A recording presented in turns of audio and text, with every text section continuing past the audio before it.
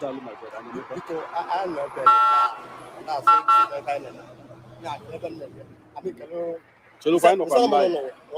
anọkwa m live. Anọkwa m live. Ya bụkwa na iji njirimara ha ga-ejidekwa gị. Njirimara igosi na ịbụ onye nta akụkọ ha ga-ejidekwa gị.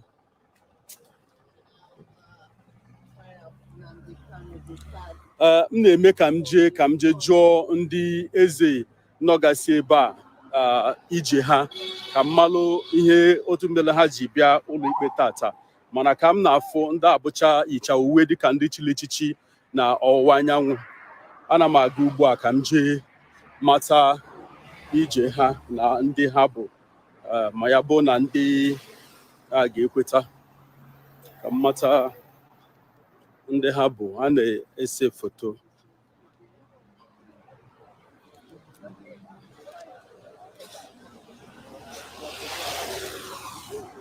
Daalụ, ekenekwa m unu. Biko ana m ahụ na BBC bụ enwere m ike mata ndị unu bụ biko.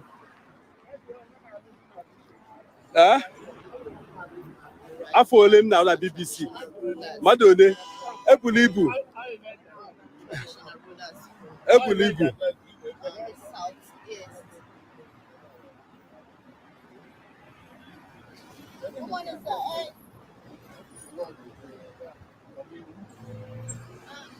You can introduce yourself and tell us biko na-enwe ike gwa anyị okwu. Okay. Ka ọ na-abịa ka ha kwadote ka ha gwa anyị ije ha na ụlọikpe tata dịka ha bịalụ ụlọikpe tata.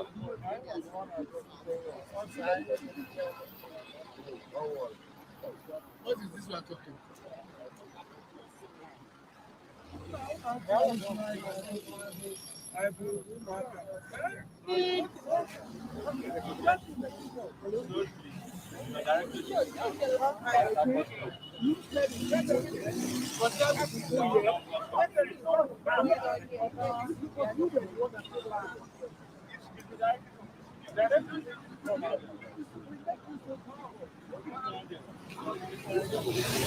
Ndị ọrụ nchekwa na-abịa asị ka ndị echiche a nọ ebe a pụọ ka ha na-aga ebe ọzọ ga nọrọ, mana ha na-akọwa na asịgo ha ga ebe ọzọ mbụ tupu.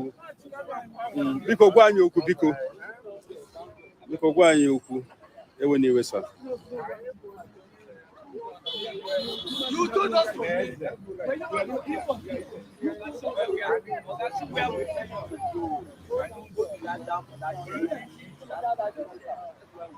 I don't want to let people Nigeria. I use the wine Martin Nnamdi Kanu. Nada from where No. All right, sir, for some of us we know. Afọ m na ndị ọrụ nchekwa na-asị unu pụọ ebe unu nọ bụ. Kedu ihe a gwara ume ha ji sikwu na nọ n'ebe ahụ?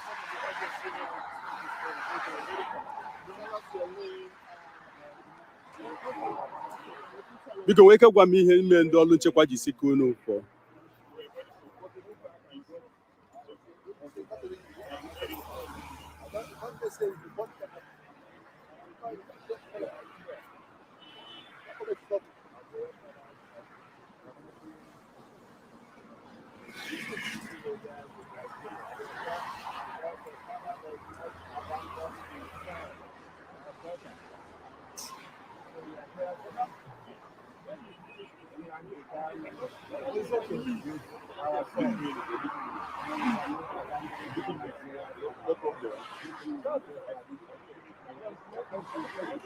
Biko nwee ike gwa m ihe mere ha ji si unu pụọ. Onwe ihe a gwara unu mere ha ji si unu pụọ.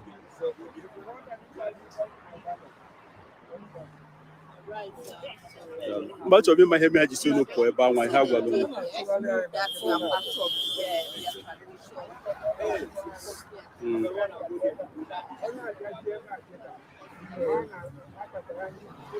Hello. Cameraman. Okay.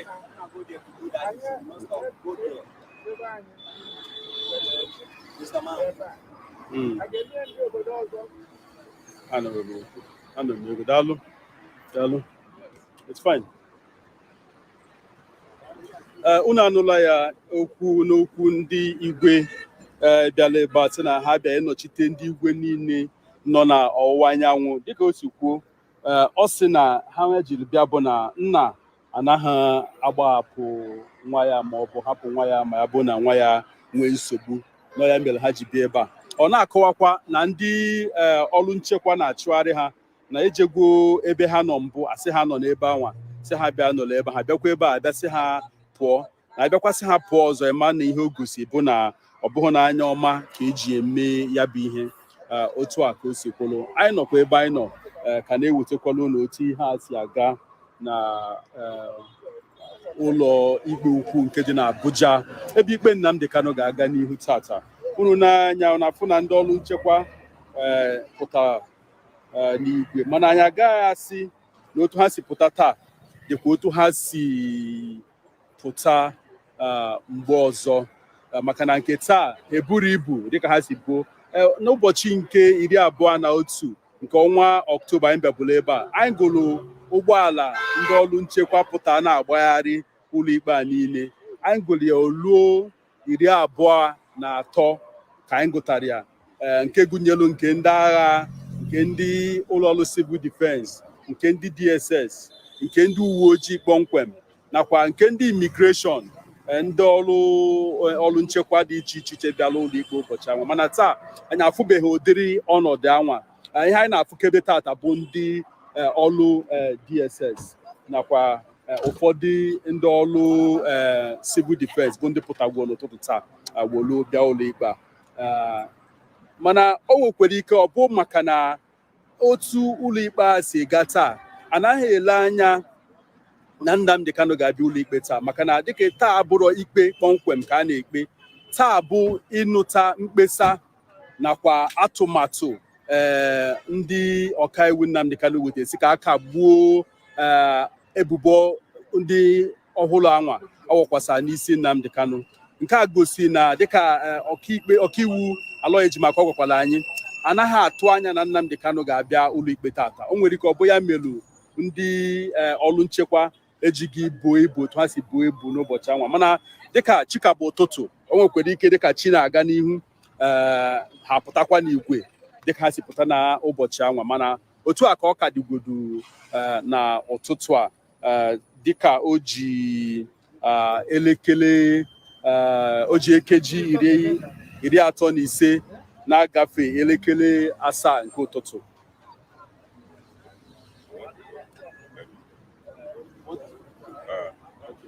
ewepụta max gị o nwere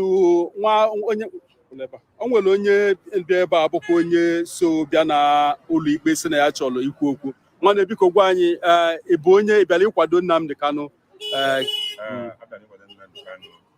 afọ m bụ Chukwuemeka Anselm Igwe Michael abụ onye Izragụ Ebonyi steeti edere maka nwanne anyị nọ na ikpe ya na federal court ebe a na Abuja so okwu na-ekwu bụ na edere m last 3 weeks na asọ delegated na James Shekari House na edere m letter of audience to federal government onye receive ya bụ Barrister Mustafa so letter m dere ebe a bụ on how to regain the peace of this country and through a use of simple technique so mana ka ihe bịara ụlọ ikpe taa ime ihe mbere ime bụ mmụọ adịrị ka mma ma nwere ụzọ ga-esi wee nye nwa m audience ọ bụrụ dịka mbata na courtroom ka m bịa kwuo okwu so that because my calling bụ ọchịkwu kwuru m okwu a ka e nwee udo ka e nwee egwu n'otu ka e nwee ego together so that na anyị ga na-aga n'ihu dịka obodo Chukwu kwadoro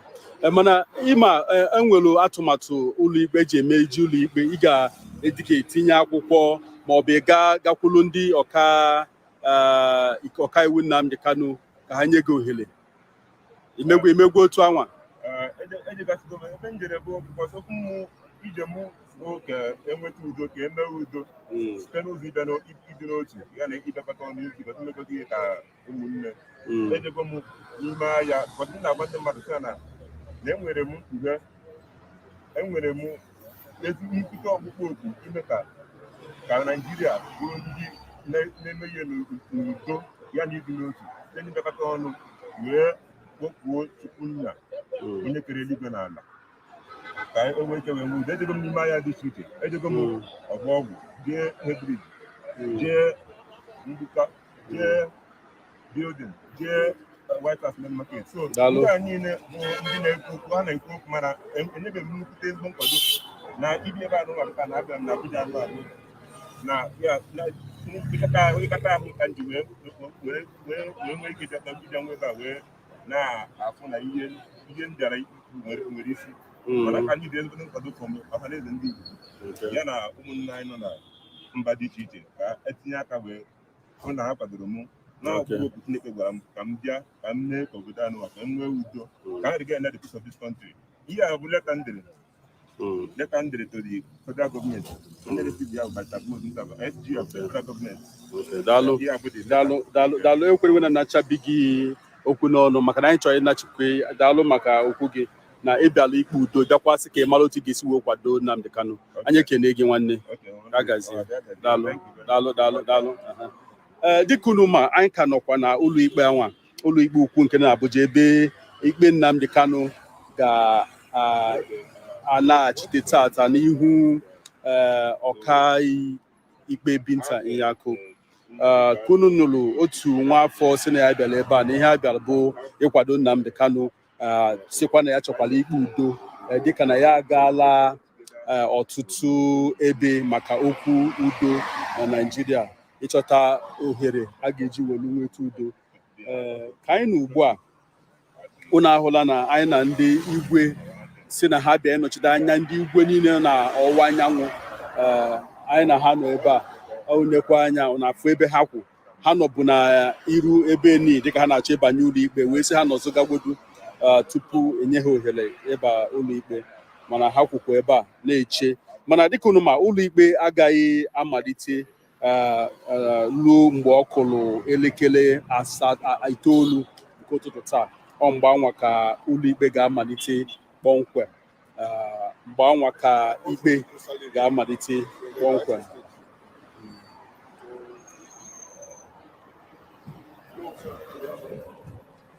My name is Chief Executive Nnamdi from Okume in the Okume local government area. That's a state. All the land in that's a state. Okay, chelo. The coastal area of the program. Yes, today is 10 November. Ọnụ n'anya ndị ọrụ nchekwa ndị ọzọ, ndị nke a bụ ndị nke civil defense awụchiela dịka isi kwubu mbụ. Taa ka bụ chikabụ ụtụtụ nke mere na ndị ọrụ nchekwa ka nwere ike pụta gafee otu ha si apụta mbụ. Mana ugbu a ndị uwe ojii na ndị igwe na-ekwu okwu. Ka anyị gaa nso ka anyị nụta ihe ha na-ekwu.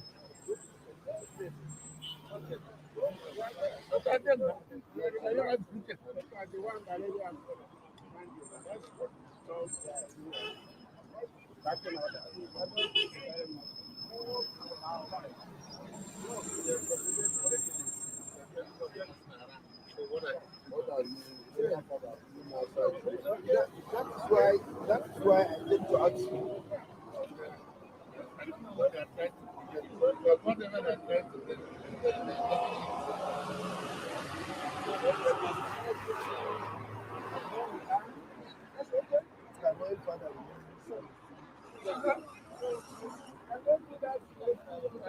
Part of the story.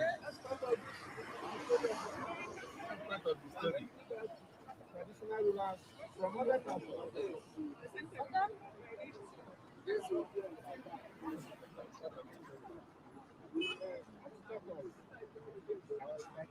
Wonder who they were allowed.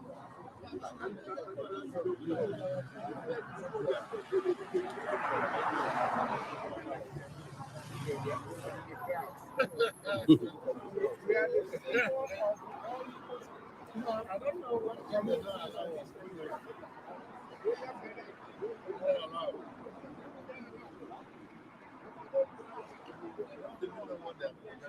After one night, I didn't join.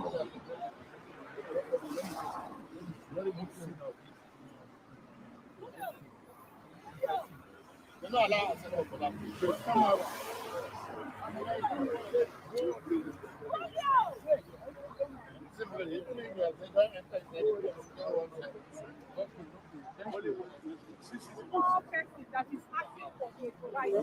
dịka unu ma ndị igwe bịara ebe a ka ha bịa mmalụ otu ya bụ ikpe si aga.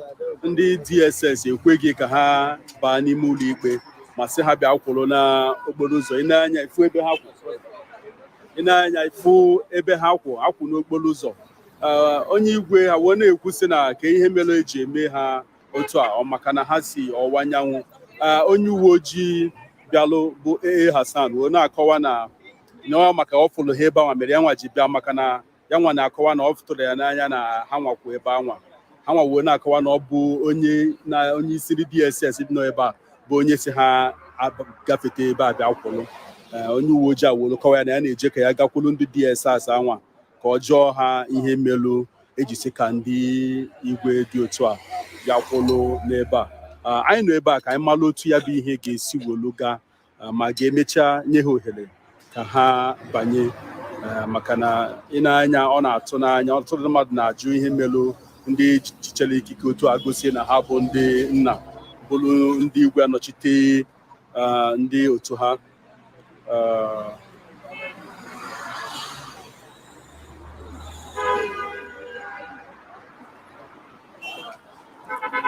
Maka mkpọtụ karịrị ebe a, maka ndị na-ekwu na fadị a anọchata ihe a na-ekwu ebe a, mkpọtụ karịrị. Mkpọtụ a sikwanụ na maka anyị nọ n'okporo ụzọ ụgbọala na-agbafe kwamgbe ọ ya mmelụ mkpọtụ ji karịa ebe a.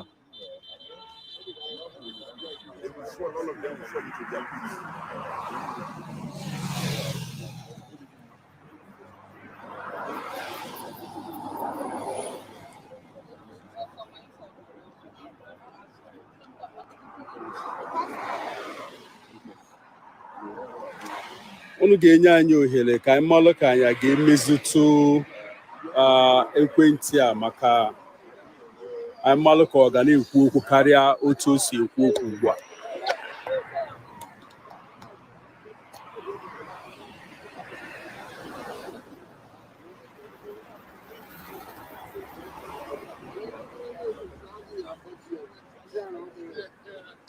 Unu na-enye na mgbada na-afụ na onye uwe ojii anwa bịara ebe a agaala ka ya na ndị DSS mee mkparịta ụka maka ajụjụ ọ sị na ọ ga-ajụ ha ihe mere ha ejiri okwe ka ndị eze anọ si ebe a banye n'ime, ma onye ha ebe ka ịkwụ n'okporo ụzọ ịnọdụ, ka anyị mara otu ya bụ ije ga-adị, ma ọ ga-anachite ewolu si ha banyewe n'ime ụlọ ikpe, ma ọ bụ nye ha ebe ha ga-anọdụ.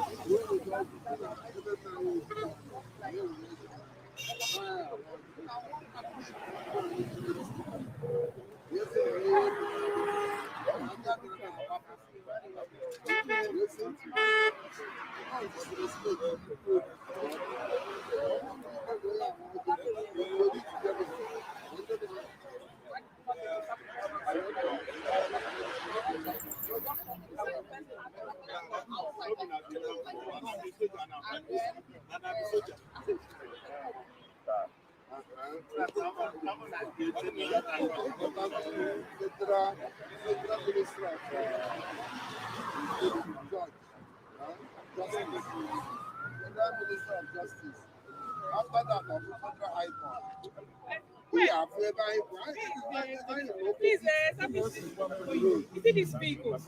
As they come, please take them. Directly opposite to this. Let's press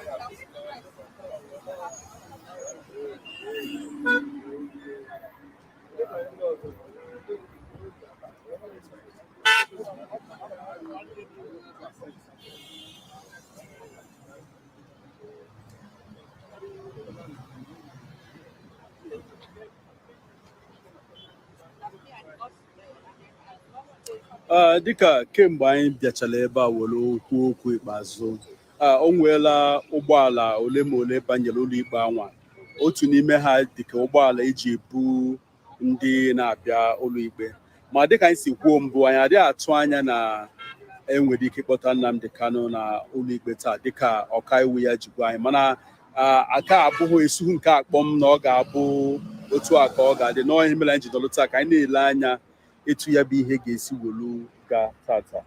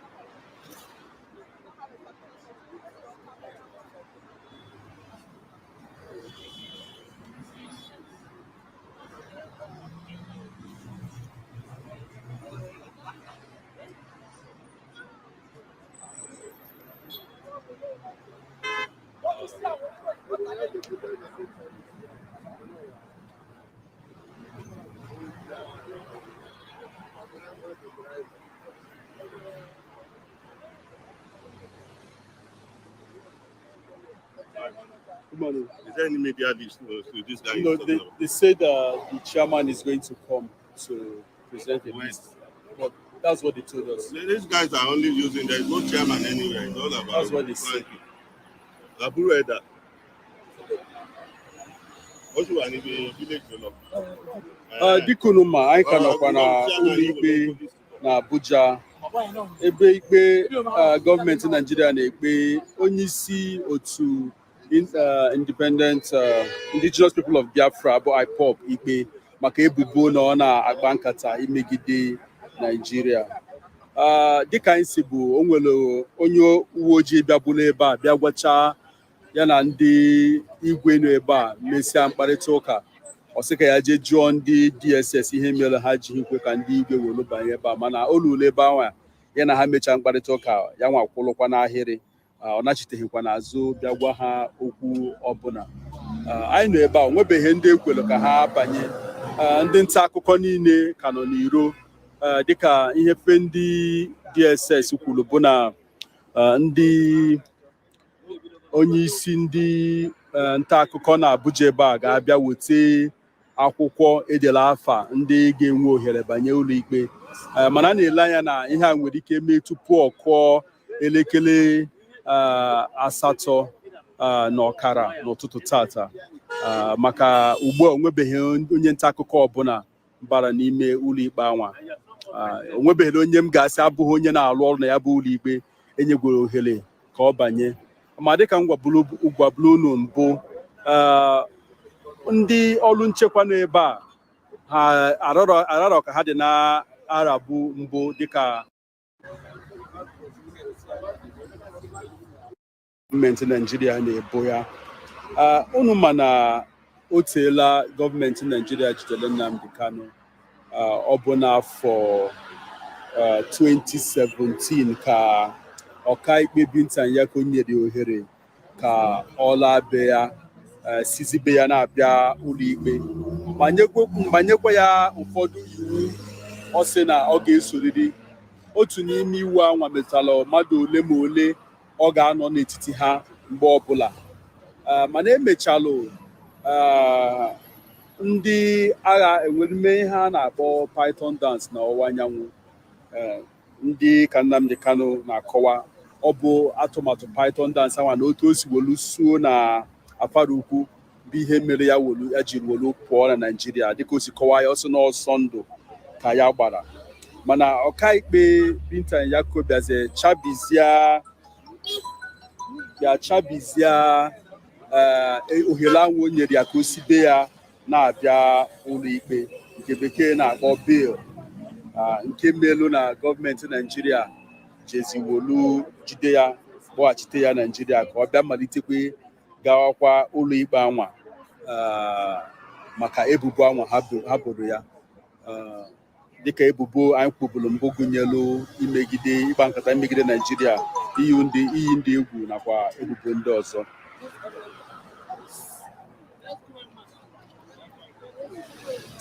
Ugbu a ndị nta akụkọ na-eje ka ha malụ maka afa ha adị n'akwụkwọ edelu a ga-eji ihe ohere ka ha banye ụlọikpe. Mana anyị nwe ọ na-aka anyị ma nọ n'ezi, ma dịka anyị si kwuo ọ na-ezi ka ife na-eme. Ịbanye ụlọikpe ebe anwa agaghị ekwezi ka iwepụta ekwentị gị wolu lụọ ọrụ maọbụ wepụta kamera gị wee lụọ ọrụ. Otu a ka ọ ga-adịkwa ruo mgbe ụlọikpe gbasara tupu enyezi ohere ka ndị nta akụkọ lụọ ọrụ. Ya mere anyị nwa ga-eji nọlụ n'iru, anyị agaghị eso ha baa n'ime, maka anyị baa n'ime ịma na ọlụ anyị akwụsị ruo mgbe eji welu esi ikpe.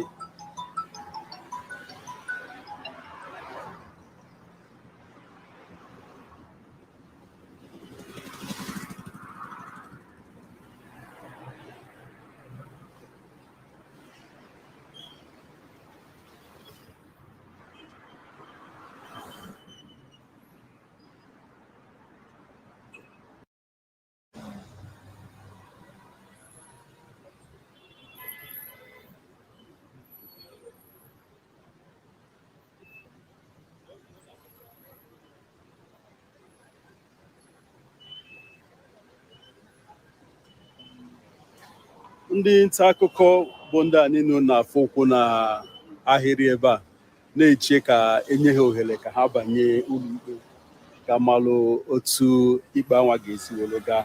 Ọ bụ n'elekere 9 ka ikpe ga-amalite, mana ụlọikpe na onwe ya ga-emepe n'elekere ka o ji ọkara gafee elekere 8. Ihe ọ na-akụ ugbu a o ji nkeji anyị si oke anyị alatawa. Oru Monde ka ndị ọhaneze ndị Igbo, ndị Igbo religious leaders and ndị Igbo traditional leaders enwe meeting si ka mara ka a ga-esi wee n'okwu a. Ha esendi onye nke a na-akpọ Reverend Dr. William Okoye si anyị ka o jee gafụ Nnamdi Kanu nwee nkanuka mkparịta ụka wetu Nnamdi Kanu ekwere onye anwa gafee. And onye ama na-agwa gị former Aso Rock Chapel. He was the chaplain of Aso Rock for 8 years. Ọzọ a ga-ahaji tata bụ ha ga-agwa anyị ka Nnamdi Kanu si webata ebe a.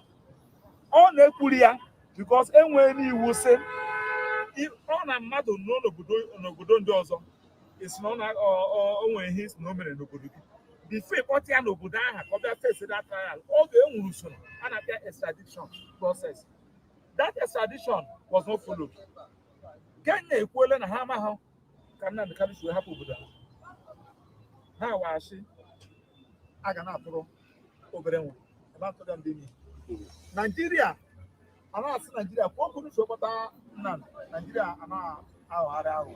A ga-ekwu ya anyị aghọta ka Nnamdi si webata obodo. Ọ na-aghọta ka Nnamdi si webata obodo, we are not going to try these two issues because ọ bụrụ na talk in order hapụ ndị igwe, ndị religious leaders, ndị Igbo, ndị ndị Nnamdi chọrọ ịfụ ka ha bịa afọ ya ejo ya ka isi wee gwazi anyị na ọrụ na-ekpechi ikpe a edichaje Nnamdi adakwutie ya ka anyị chọrọ na a ga-edichaje na ya kwuti na a ga-ahapụ ya bikos ndị be anyị sị onye na-amara ka nwunye ga-esi wee dị ọ na ome agadi ya lee ọgụ ya nwaanyị anya a na-eji nkụberi ala mara ka beberi alụ ga-adị so ebe anyị ghọtago na ndị adịghị redi na ogbe nkọtọ there is no need of us being in court so these are the things a ga-eme court address n'ọtụtụ a ọ na-akọt agwa ha anyị na ndị a nye anya ọda na ndị a eme ha na dịka onye otu so anyị gwara ya kpọrọ Nnamdi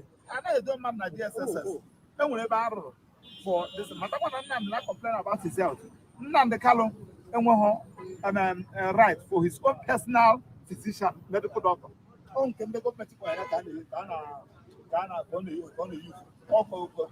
ọkọodo ewu na ọkụkọ anya anyị na ebe a na-eche achọ ka ndị otu anyị bịa ma esi na ha sị na ha na ihe a na-eme bụ ihe ziri ezi ọ na ihe na-emebi ihe ziri ezi ka iji wee ịchọzi ka ndị onyonyo ndị press ndị journalist ka ha bata n'ime and mgbe e mechara ikpe nke emere ikpeazụ onye na-ekpe ikpe a ọnụbidosi dịka ya kwesịrị na ya chọghọkwa ka ekwuo ihe na-abụrụ ihe mere na kọt na ya chọrọ ka onye na-eme press address na ihe mere na kọt anya sị ọwa ihe a bụ the reason why you should allow the press to come in so that ka ha nweta the first hand information so that daalụ ya gazie daalụnụ ọka onye chọrọ ikwu okwu ebe a daalụ mụ na ndị igwe ekwuola biko gwa anyị afa gị gwa anyị ije gị tata na ụlọ ikpe na Abuja wee itekwa okwu maka na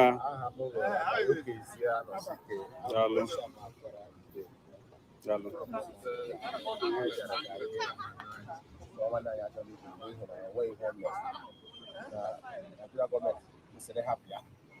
onye na-achọ ihe ruru eme ihe ọjọọ ọ bụ ihe zuru ụwa niile ọ bụrụ na aka Biafra o bidoro na gboo ibe na ala Igbo ha nwe ha na-akpọ autonomous community Igbo na ala ike nwere onwe ha si ndị ahapụ ya nye ihe ọ chọrọ ka ọ lawa onwe ihe o mere pụta ihe na-eme ka ya mekwe ka ha masị ebe anyị ekpukpele ntị n'ihi na ekpere anyị na-enwekwa mgbaghara ahụ daalụ nwanne daalụ Igbo ndewo aha m Chineke onye isi ama akwara nwanne maazị Nnamdi Kanu biko ọbịbịa m hịa bụ anya mmiri akwa ka m ji bịa n'ihi na nwanne m nwoke a right from mgbe o bidoro ihe a nwebeghị onye o mejọrọ ihe ọ na-adọ bụ ihe a na-adọ n'elu ụwa niile ọnwụ naanị ndị Igbo na-adọ ya ndị ọcha dọtụkwere ya amaghị m ihe ọ ga-eji megharụ n'aka ndị isi ojii ihe nwe mgbanwe biko anyị na-arịọ ndị nji enu isiwe ere anyị ya epekwele ntị ihe ọbụla emekwele ya wee were ihe ruo ori ya nye ya ka ọ lawa n'ihi na o ruori ya n'ihi na mgbe a mụrụ ya ihe a mụrụ ya ma mụọ ya agha ebido agha ebido agha Biafra na-ekwu okwu ya taa biko ya elitekwa dọwa ya taa ihe o kwelite dọwa ya taa bụ gịnị maka na o ruori ya na ọnwụ ihe Chineke kwadoro tupu okike abịa ama biko anyị na-arịọsi biko ndị nji ya aka ndị ahụ nji ya nọ ha hapụ ya ha biko nye ya ihe nruori ya n'ihi na ihe Chineke kwadoro ihe ọbụla ọ masịrị ha mee edewo ya site na ihe a mụrụ ya na ọ ga-adị otu ahụ site n'aha Chukwu okike abịa ama anyị sị na ọ ga-adịrị anyị na mma na ọchịchị anyị chọrọ bịa ebe aka na ọ ga-amị mkpụrụ onwe ihe ga-efofu ya otu a ka ọ ha m n'ọnụ n'aha Elohi Chineke na nke pụrụ ihe niile anyị si abịa chewe anyị ma mee ka ije anyị taa ka ọ mịa mkpụrụ n'aha Chukwu okike abịa ma nke pụrụ ihe niile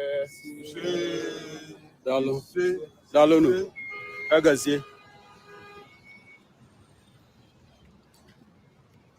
unu anụla ya na ọnụ ụmụnne Nnamdi Kanu nakwa ndị ọkaiwu ya na-eche ka emepe ụlọ ikpe ka ha banye maka ikpe a ga-aga n'ihu tata n'ihu ọkaiwu Binta Nyako ndị ọkaiwu kọwakwala ije ha na ebumnuche ha nakwa olileanya ha tata dịka ikpe a na-aga n'ihu anyị ga-ejekwa ka anyị jefụkwa otu o si aga n'ihu ụlọ ikpe anwa ebe ndị nta akụkọ ka majuru na-achọ ka ha nweta ohere ji banye ụlọ ikpe ha na-esikwa n'ọnwụ na ha agaghazi anachi azụ ha ohere ka ha banye na ụlọ ikpe wolu gaa chee ka ihe ha bịara taa ka ọ malite asị ha pụọ wee mechasị ha ga-akwụrụ na okporo ụzọ ha kwụrụ n'anwụ ma ruo mgbe ha na-akọwa ugbu a na ọ bụ ndị mmadụ si na họtel bukere ha ocho nke ọ bụrụ na ndị uwe ojii bunyere ha ocho nye ha ndo na ha ji aka chọta ndo ewolu butelu ha ocho ha nọ ya bụ otu a ka ọ dị na ụlọ ikpe ukwu nke dị na Abuja tata daalụnụ ya gazie ọzọkwa bụ na anyị chọrọ ka anyị mata obodo ndị igwe a sigasị n'afa ha mana ha kọwaa na nke anwa adịghị mkpa na ihe dịgodo mkpa bụ na ha bịalụ ebe a ịnọchite anya ndị igwe ibe ha na ọwụwa anyanwụ kpọmkwem nọ ya nwa bụ ije ha tata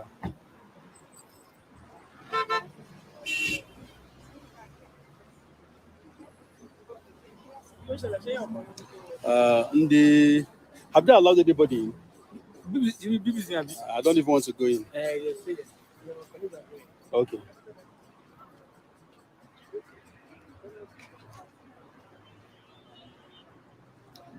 Okay, ha malitela ikwe ka ndị ọrụ nta akụkọ na-abanye n'ime onye ebe nete m afa gị ada n'akwụkwọ anwa akpọpụta afa gị ịbanye ma dịka m zigwa unu enweghị m ebumnuche ịba n'ime onye otu anyị abala n'ime ọya ma ga-anọzi n'ime ụlọ ikpe anwa na-ewetala anyị otu o si aga dịka ụlọ mma m si kọwara unu mgbe niile adịghị ekwe ka mmadụ wepụta ekwentị maọbụ ihe o ji arụ ọrụ olusie onyonyo maọbụ mee na-ewetara unu dịka otu anyị si ewetara unu ọ na-aka mma ịnọ n'ezi ndị nọ n'ime a na-enyezi anyị akụkọ dịka o si eme anyị ewuziri ya na-agwa akọwala unu mana onye otu anyị abala n'ime anyị nwa ga-anọkwa ebe a maka anyị ga-anọ n'ebe a ka anyị fọnụ mgbe ndị igwe na ndị ọzọ ga-abanye nakwa ndị ọzọ na-abịa ndị mkpa anyị nwee ohere gbaa ha ajụjụ ọnụ onwe ọkaiwu ọzọ abịala ọkaiwu daalụ sa nnọọ adịkwa mma sa daalụ biko ana m enye gị nsogbu ị ka na-abịa abịa na-enyekwa gị nsogbu mana eweniwe achọrọ m ka ịgwatụ anyị etu obi dị gị tata nakwa ebumnuche gị n'ihe a gaji ime taa. Ka m gwa gị eziokwu, mgbe ọ bụla anyị bịara hụ Nnamdi Kanu anyị mara na ọ ka dị ndụ and ebumnobi anyị na a ga-eme ka hapụ ya mana ha bịara taa bụ n'ụlọ ọ bụrụ na onye chara obi gị ka anyị mara ebe anyị na-aga mana ọgwụkwọ ma anyị buru obi na anyị ga-enwe mmeri obi chiri anyị daalụ ikwe nwe olileanya na a ga-ekwu unu kunu banye taa maka na mgbe anyị babụ na ụbọchị 21 ọnwa nke Ọktoba ekwecha ha ka ndị ọhaneze dịka nwa nọchite anya ndị ọhaneze ebe a ekwecha ha ka unu banye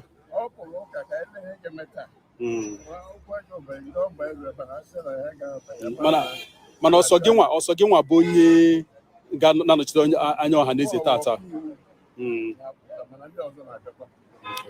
Daalụ biko gwa ọha na mafa gị ama mafa gị mana ha maa ya. Daalụ sa nnọọ na unu anụrụ ya n'ọnụ ọkaiwu Wazirike bụ onye ọkaiwu ọhaneze zite ka ọ bịa nọchite anya ha na ikpe a na-aga n'ihu tata. Ọ kwuru na a na-ele anya ka amara otu ọ ga-esi gaa taa maka na mgbe ha bịabụrụ ụlọ ikpe mgbe ọzọ enye ha ohere ka abanye onye ọzọ bịakwara ugbu a bụ onye isi ndị ọhaneze zite ka ọ bịa nọchite anya ha na ikpe abụ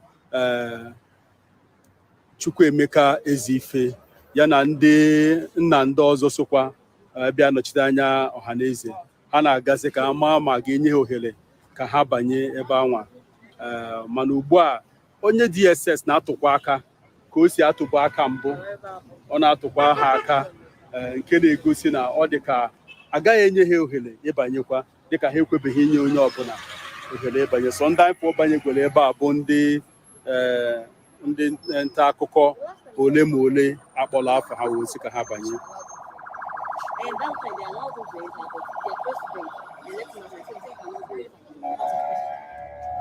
Ka anyị jee nso ka anyị mata ihe na-ese okwu Igwe nakwa Chukwuemeka Ezife nakwa ọkaiwu Godwin Wazirike bụ ndị bịara ịnọchite anya ọha na eze enyebeghị ohere ka ha banye n'ime ụlọikpe ha ncha ka nọcha na ezi.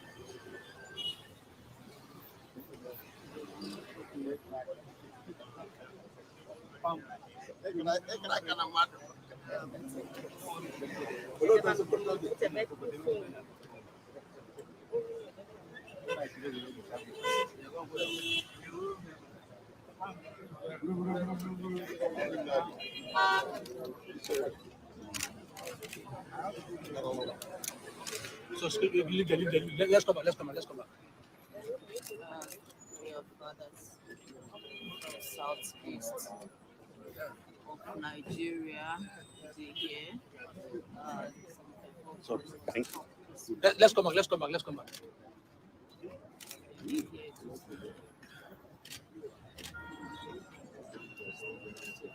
Ọgwa dike anyị ekene unu nnọọ biko ka ihe na-eme ekwere ka unu banye oge a na-echezi ha ka ha jụọ ajụjụ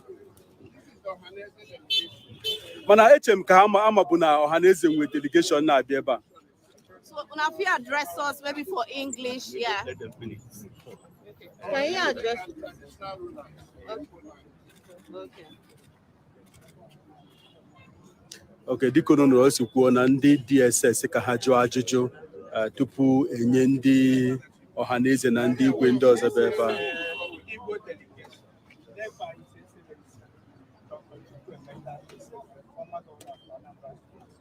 By his right is Dr. Ezife Mosu, and by Ezife Mosu's left is Chief Wazirike, and then His Royal Highness Igwe Ufo, and then this is Prince Charles, and myself, Professor Charles Mweke. Others are Igbo traditional. And His Royal Majesty Igwe somewhere. That's all. His Royal Highness Igwe. Yes, sir.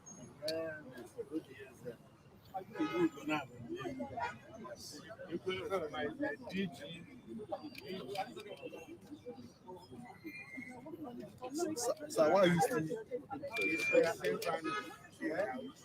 Introduce yourself. Sorry. Introduce yourself at the same time. Yes.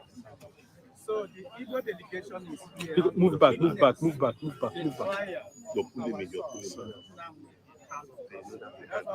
are here last time. And they are the same with we are waiting for them. And we want to thank you for wonderful job you've been doing in giving the coverage. That is part of the democracy. Ensure that due process is followed in whatever that is being done. And that's why we want to thank you very sincerely. Your hand in the shot. Thank you. Okay. We are waiting here right now. We are waiting. This side. I don't know where this side is. We are all. The last time we were here, let's hope that today I spoke to the delegation, they were down. It's my fault. No.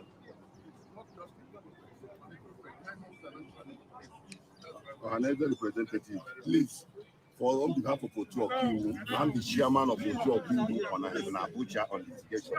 Last I joined it, we made it very clear that Ohaneze indeed, led by my learned senior, will represent. So I was the one that personally made the appeal, alternate appeal. Although my law gave us 6 lots of lawyers that will represent, that we try to severe them because we are not representing Nnamdi per se. We are lawyers in Abuja, Igbo lawyers in Abuja, who have interest in the matter. Likewise, Ohaneze indeed. So they should be like giving Nnamdi Kanu the go team 5. At least Ohaneze should be getting like 3 or 4. Otu Okiwu will be getting like 3 or 4. So that everybody, because we have people that want to know what is going on. What everybody is doing, all these people, what their interest is to make sure that a fair trial is given to Mazen Nnamdi. That is the essence of whatever we are doing. Because the law is very strict on the issue of fair trial. So thank you. We thank the media people who are carrying this message. That is not for the matter. We must give people credit. Because without you people, this case will not see the light of day. We are here to make sure that this case is not to the logical conclusion. Thank you and God bless you. Dịka o si kwuru ugbu a, ndị igwe na ndị bịara ịnọchite anya ọha na eze na-agazi ebe anwa ndị igwe nọ mbụ ka ha jee tupulu ana maka na enyeghị ha ohere ka ha banye. Ndị DSS ka ha bịakwa ka ha mee nyocha ka a ga-enye ohere anwa, mana a ka na-eche ebe anyị so ha ka anyị gaa ebe anwa ha ga-anọ na ndo. A na-ebutere ha oche ha ga-eji wolu nọdụ ala.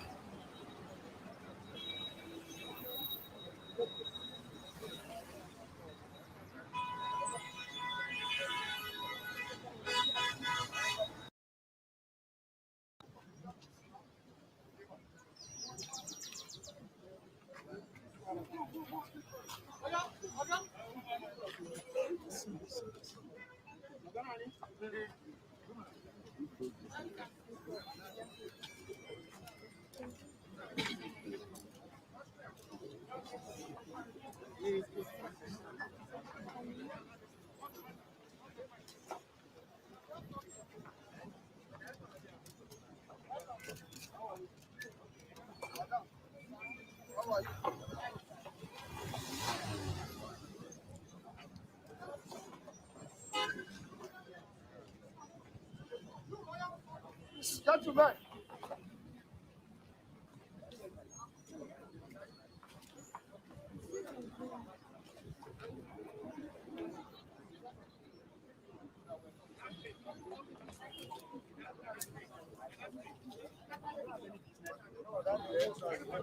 Okay.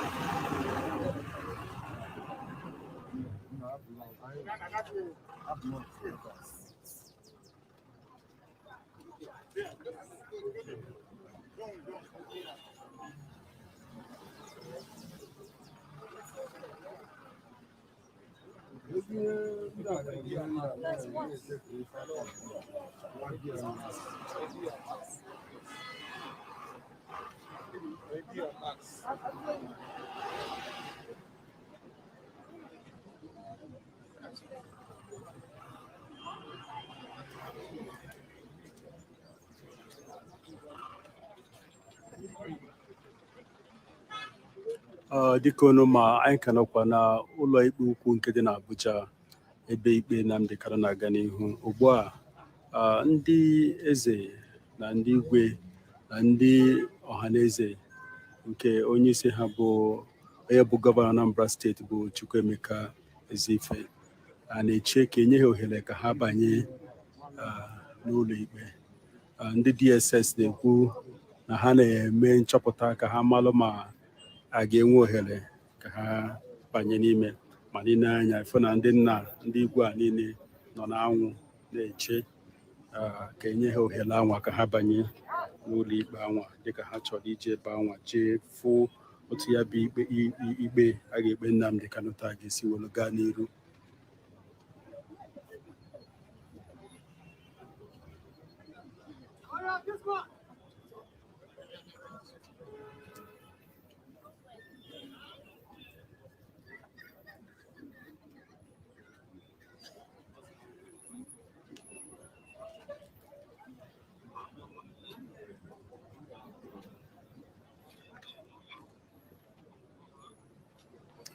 Ine anya ifo na ọkaiwu Ifeanyi Ejiofor na onye ọkaiwu ọzọ na-agba nkata maka na ha na-eme ka ha malụ ihe ha ga-eme ka ewolu mee kwamkwam ka enye ndị nna ohere ka ha banye n'ime jee nọdụ ana, maka na ọhaneze na ndị igwe bụ ndị si na ha nwanwelu n'ụkwụ ha na aka ha dị n'ikpe a, maka na ọnwa ha ka a na-ekpe ikpe nke melụ o jide mkpa ka ha nwa nọdụ wolu fụ otu ya bụ ikpe ka isi wolu gaa.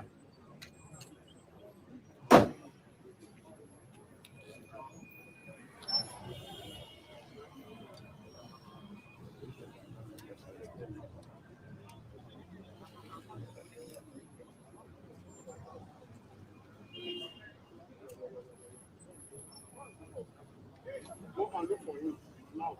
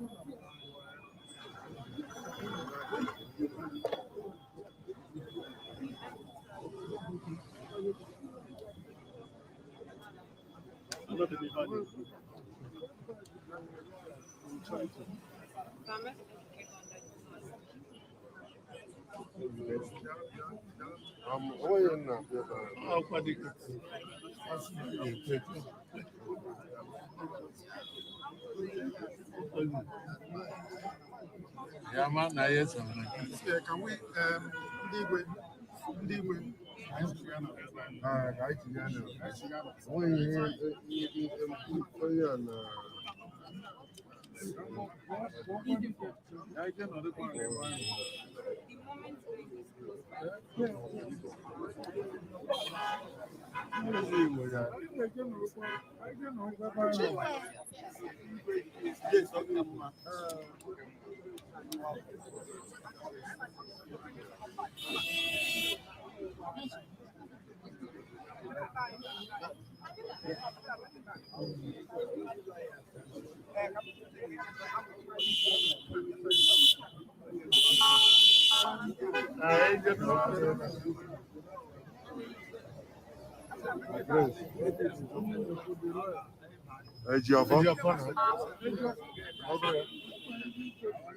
Igbo.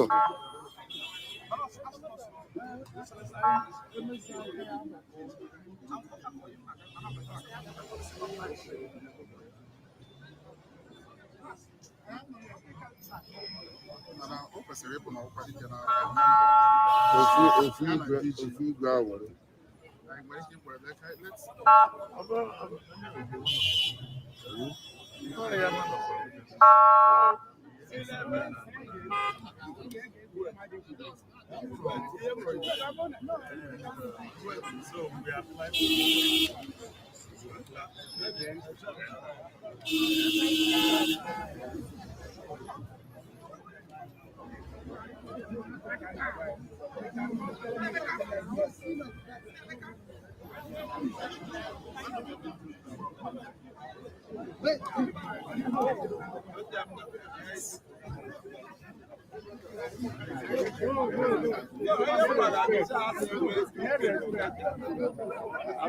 Ya igwe ezere bụ ya dị ka igwe.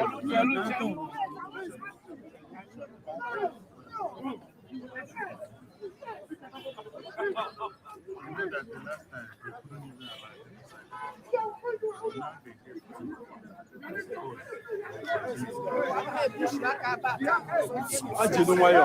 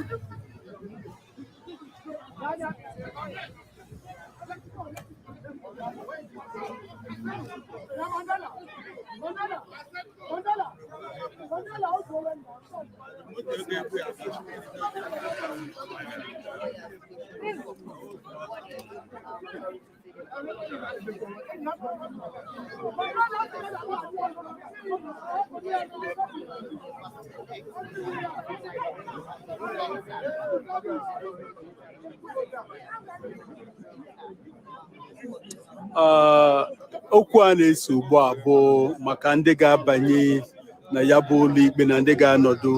Ekwuola na ọ bụ sọsọ ndị ọkaiwu 6 bụ ndị a ga-enye ohere ka ha banye.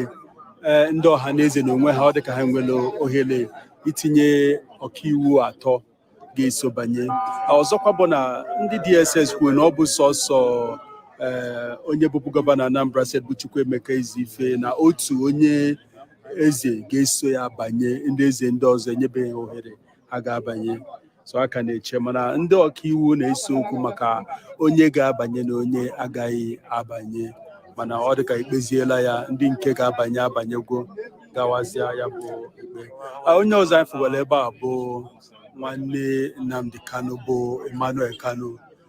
Ọkaiwu Ejima Akọ nọkwa ebe a na ọkaiwu Ejiofọ.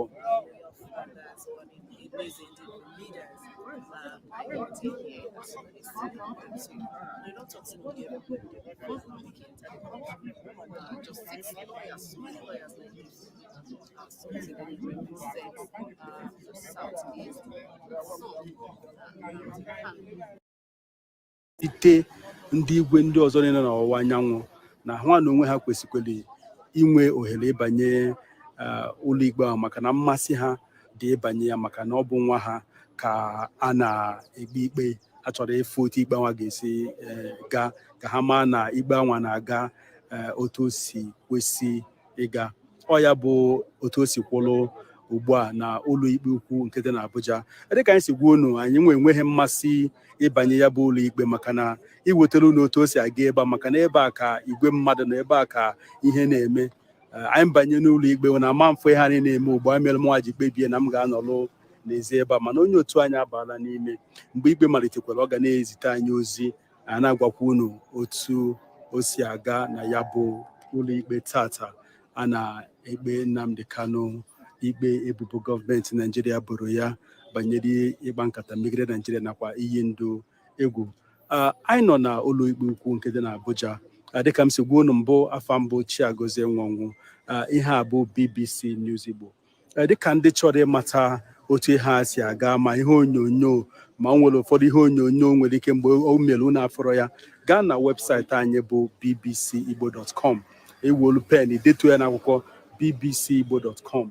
ebe a ka anyị na-etinye akụkọ niile, mana dịka anyị si kwuo, anyị amarọ onye bụ onye anwa na ihe o mere, maka onwebeghị onye ọbụla anyị fọrọ na-enye nsogbu ebe a. Dịka ụbọchị 21 anyị bịara ebe, o nwere ndị bịalụ nye Mbada nsogbu, baa onye a na-akpọ Omoyele Sowore bụ onye zọbụla ọkwa onye isi Naịjirịa, baa ya ọgụ, emechakwa jide ndị a. Mana taa onwebeghị onye ọbụla nyelu nsogbu. Anyị ga-asị na amaghị ihe onye a mere eji kpọrọ ya, mana ugbu a ha kpọrọ ya tinye na ụgbọala ya. O nwere ihe oyi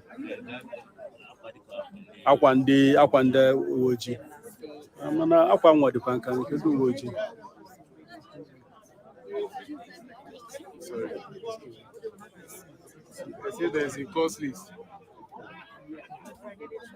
Ndị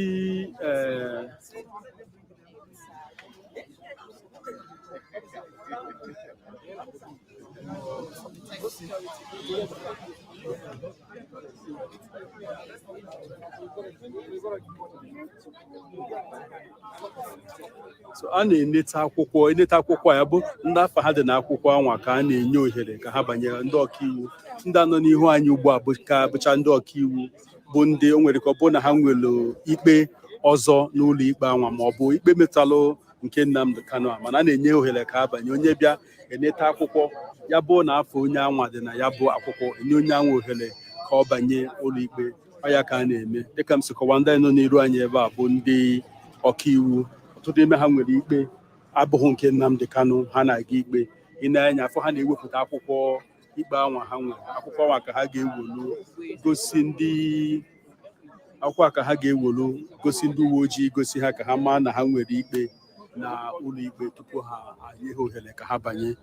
Maka na emeghị otu esi mee ụbọchị nke gara aga, maka na ụbọchị nke gara aga ewepụrụ ikpe niile nwere n'ụtụtụ abụọ nke Nnamdi Kanu, woga ya elekere 11 nke ehihie. Mana taa ọ dị ka ikpe ndị ọzọ ga na-agakwa n'ihu dịka nke Nnamdi Kanu na-aga n'ihu. Dịka anyị gwara unu mbụ, anyị enwechaghị olileanya na a ga-akpọpụta Nnamdi Kanu n'ụlọ ikpe tata, dịka okwu ọkaiwu Aloy Ejimakor gwara anyị. Ọ sị na ihe a na-abịa taa bụ ịzala ọnụ banyelu ebubo ọhụrụ ewetara, dịka ha nwee kwuo nke ha, ndị ọkaiwu gọọmenti kwukwa nke ha, nke mere dịka o sikwa anyị na ha anaghị ene anya na a ga-akpọrọ Nnamdi Kanu bịa ụlọ ikpe taa. Mana enwekwara ike, maka na enwe ka a na-ekpe ikpe, nwere ike ọkaikpe asị na ọ ga-anọ n'ụlọ ikpe, mana anyị anaghị ene anya na nke anwa ga-eme tata. O nwere ka ọ bụghị nwa mere eji nyezie ndị ọkaiwu ndị ọzọ ohere ka ha na-abanye.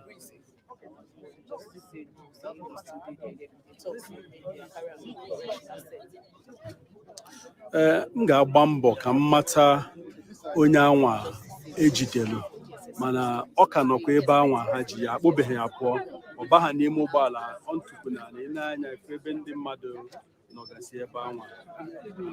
Anyị amabeghị ihe mere jide ya, mana anyị ga-ajikwa ise ka anyị mara onye anwa bụ, maka na ndị na-ebe onweghị onye kwuo na ha ma onye ọ bụ.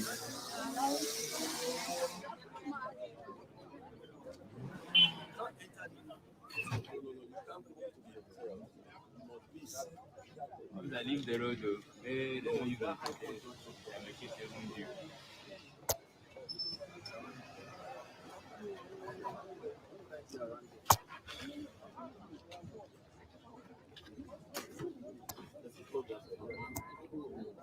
I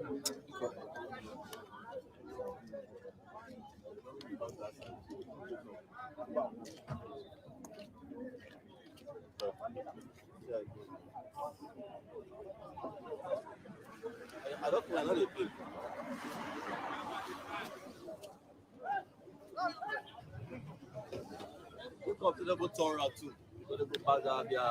Dịka anyị kwuburu, ndị uwe ojii na ndị agha abịagwokwe dịka ha si bịa n'ụbọchị anwa, ọtụtụ ụgbọala ka ha ji bịa. Ana m agụ 1, 2, 3, 4, 5, 6, 7, 8, 9, 10, 11, 12, 13, 14, 15 bụ ụgbọala ndị uwe ojii na ndị agha na ndị agha mmiri na ndị imigreshọn ji na-eme mkpagharị. Ha na-agba ụlọikpe okirikiri, ha jechaa ha laghachitekwa. Mana taa anyị enwebeghị nsogbu dịka anyị si nwee na ụbọchị nke gara aga. Ndị mmadụ bịara ebe a bịa ibuso Omoyele Sowore agha. O nwego onye ọzọ bịara ebe a na-achọ inweta ohere ịbata.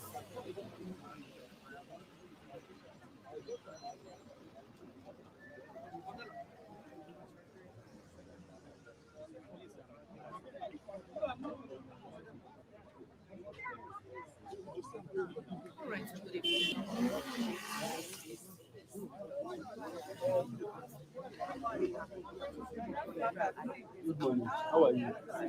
How are you? I hope you are going to let me in today. You see the crowd now. I see. But you have a case today. Okay, the same matter. Okay, cool. All right. Well done, eh?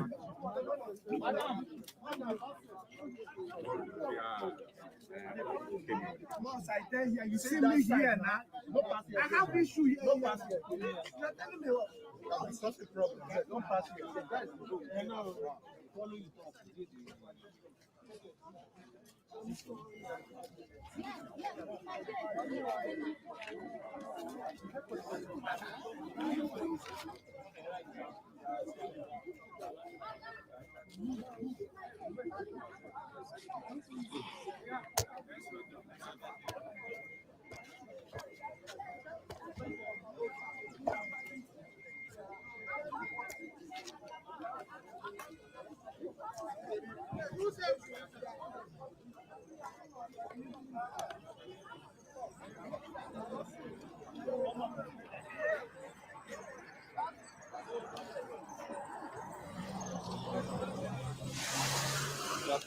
Your first mark before gate.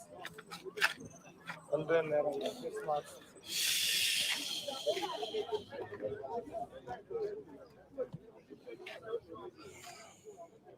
If I eventually had a chance to have a night out with white guy, that white guy is gone. That's Nnamdi Kanu. No, the white guy. Not the fair skinned guy. No, the white guy, yes. His name is Bruce Fain. Yeah, too. Let me show. The one that just came here, I think. No, okay, 1 minute. Let me show you. Bruce Fain. I know we are talking about. Oh, Bruce Fain. Oh, that was your lawyer. Let me show you the picture. Because what a day. .com, bbcbo.com bụ ebe anyị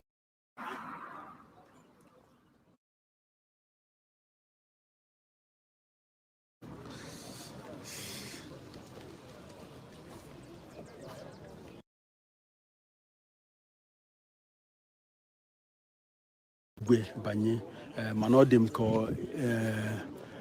ka mmalụ ka ọ banyegwo ka ọ ka nọ ya. Okay, ọ banyebeghị kwa, ọ ka nọkwa na iro na-anwụ maka na anwụ na-acha. Ụbọchị taa bụ ụbọchị anwụ na-acha ọfụma. Ha ncha nọ na anwụ na-ama ha dịka ha na-echekwa ka a ga-enye ha ohere ka ha banye ya bụ ụlọikpe wụrụ gaa fụ otu ya bụ ikpe si aga n'iru.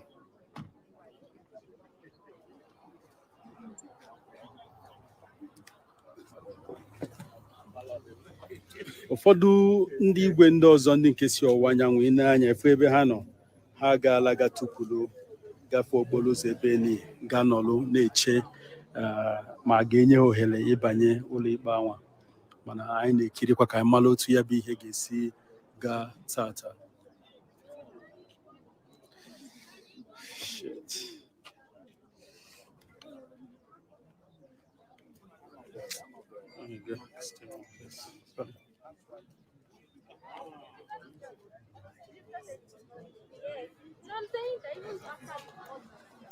The lawyer would have raised the issue with the evidence. We have to talk to them. Look at the done the cover. Tell us say you here. Made a prosecutor himself. Bros. Now he go inside the docket. Who tell you say No easy. Today's son self, no one pity. Where's the evidence? Who told you? It is a total slap on a particular race, the Igbo race. Let me be very precise and exact. It is not just a slap on the Igbo race and nation. It is a denial.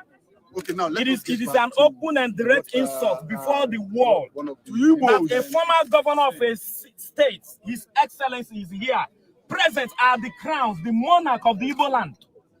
Elders, by the way, let me keep aside the present observance of your modern life, democracy and law, what have you. We are Africans. And it is derived from common practice of the daily life, day-to-day life, which is their culture, what they observe as their culture and tradition. Not a region or written constitution. It's a common norms. Why will a Nigerian and African watch a man of over 78 years, a crown, sitting present monarch, ex-governor, standing before the sun in an open arena like this for over an hour, no courtesy? Okay, sir.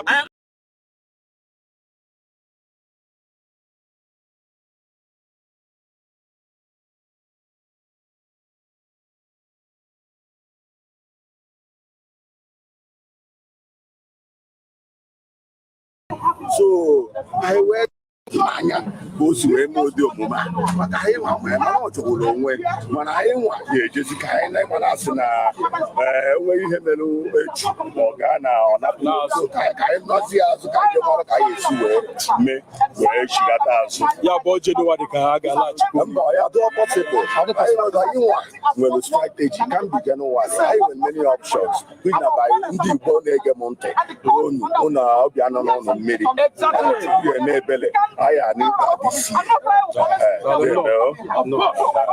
Ọka iwu gwazi ama afa gị. Afa m bụ Maazị Michael Mesio Ogobuchi. Iso banye n'ụlọ ikpe tata. Abụ m onye nnọchite anya nzukọ Igbo Lawyers. Aba m n'ụlọ ikpe n'ụbọchị taa. Kama na ife melụ bụ na ọtụtụ n'ime ndị ọkaiwu bụ ndị otu anyị ekwerọfa ka fa banye n'ụlọ ikpe, ekwerọfa ka fa banye n'ọnụ ụzọ ámá ikpe, ya fọdụza nke ịbanye na ọnụ ụzọ nke ụlọ ikpe, mana anyị nwa ike banye abanye. Anyị nọ n'ọnụ ụzọ ụlọ ikpe, ndị otu ndị ọgba anyị na-afa bụ ndị si n'ọfisi Attorney General of the Federation abanye feri ka banye sị nwere ihe ha nsogbu nwerekwana onye bufasa m ma ncha banye sị ya anyị nwazi alụcha iri banye m anyị nwabụzi ndị na-anọchite anya Maazị Nnamdi Kanu ka anyị banye asị anyị ma abanye nọ ndị jụtara ndị ga-abanye ebe ọ na wee jọgbu onwe ya bụ nọ ndị si n'ọfisi Attorney General bụ ihe na-agwazi ndị ihe esezi ha ga-eme. Ha nwagwara ha mechide anyị n'ụzọ na anyị abanye Kunu bịakwa na ịbanye ka ihe a gwakwa n'ụlọ ka anyị nọzi n'ilo na-agha ka arụkwa anyị ka abanye onye ọkaikpe bata mmadụ nọ n'ime kọtụ kpọọ anyị sị anyị bịakwa na onye ọkaikpe batago anyị ncha niile ka anyị ra ma Barịsa Ejiofọ ma Barịsa Aloyo ma Barịsa Maxwell ma Barịsa Chukwuemeka anyị ncha niile ka anyị banye emechide anyị ụzọ asị na na-emechi kọtụ n'ime ndị dị isi na mpụta asị na-emechi kọtụ n'ime ka ha tara emenye ụzọ ekwere emenye ka anyị na-ekwu nke afọ agwa anyị na kọtụ mere ikpe na-azụ anyị. Maazị Nnamdi Kanu nwere nochitere anya ya ndị Federal Republic of Nigeria nwe ndị ọkaiwu mmadụ 10 ihe ọ pụtara bụ na ekpere ikpe n'azụ anyị maazị Nnamdi Kanu enwere dotela anya tata ebupụ ikpe anụ ikpe kwesịrị na-ekpe kwa ụbọchị ebupụ ya na Jenụwarị afọ abịa ọ ga-adọgburu onwe ya ụdị ya ka emerọ mbụ so ọ efebiwo anyị mana anyị na-agwa nkafara bụ ndị Igbo na-ege anyị ntị obi arụ nafa mmiri ama ife anyị ga-eme anyị ga-eje baa nkata ji azụ mmadụ ka esi wee ka ndụrụ ya bụ okwu gwa m afa gị ọzọ. Afa m bụ maazị Michael Meziobi Ogochi. Daalụ. Biko ka m nweta ọkaiwu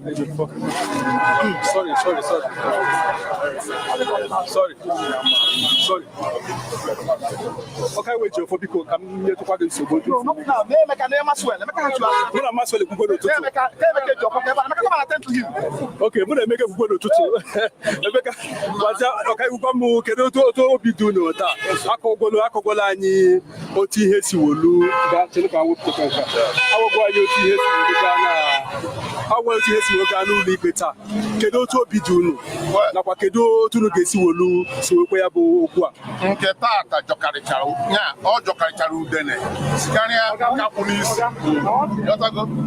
taata anụnwa kọtụ nyere nsị n'ụlọ ụka mbụ taata anụnwa bụ 10th of November 2021 anyị afụ nụrụ ụdị ihe nke a bịara ikpe ịkpụta onye anyị na-anọchi bụ Nnamdi Kanu n'ime kọt ime ala prosecutor na ndị otu ya niile ha abanye ka asị na ha nwe obodo anyị nwabụzi lọya Nnamdi Kanu ndezi aka ịbanye ịkpọchide anyị ụzọ apart from from main road ebe anyị kwụ na wee luo n'ime ọnụ ụzọ kọt anyị gafere about 8 checking point asachila anyị search ihe dị na efe mana ndị attorney general abata onye ha bata eburu akpa baa onwere na-ene ha anya yes kedu ụdị ihe anyị na-ekpe nya ọ dị ka aghọrọ ụmụ igbuo echi aghọrọ ụmụ echi ọzọ ọ ihe mere anyị taa ndị niile bụ from attorney general's office enye ha express entrance into the court ha rozi gericha n'oche niile a na-emebu n'otu a mbụ ka ya taa bụ mbụ ihe oge mbọsị emere ya bụ 26th of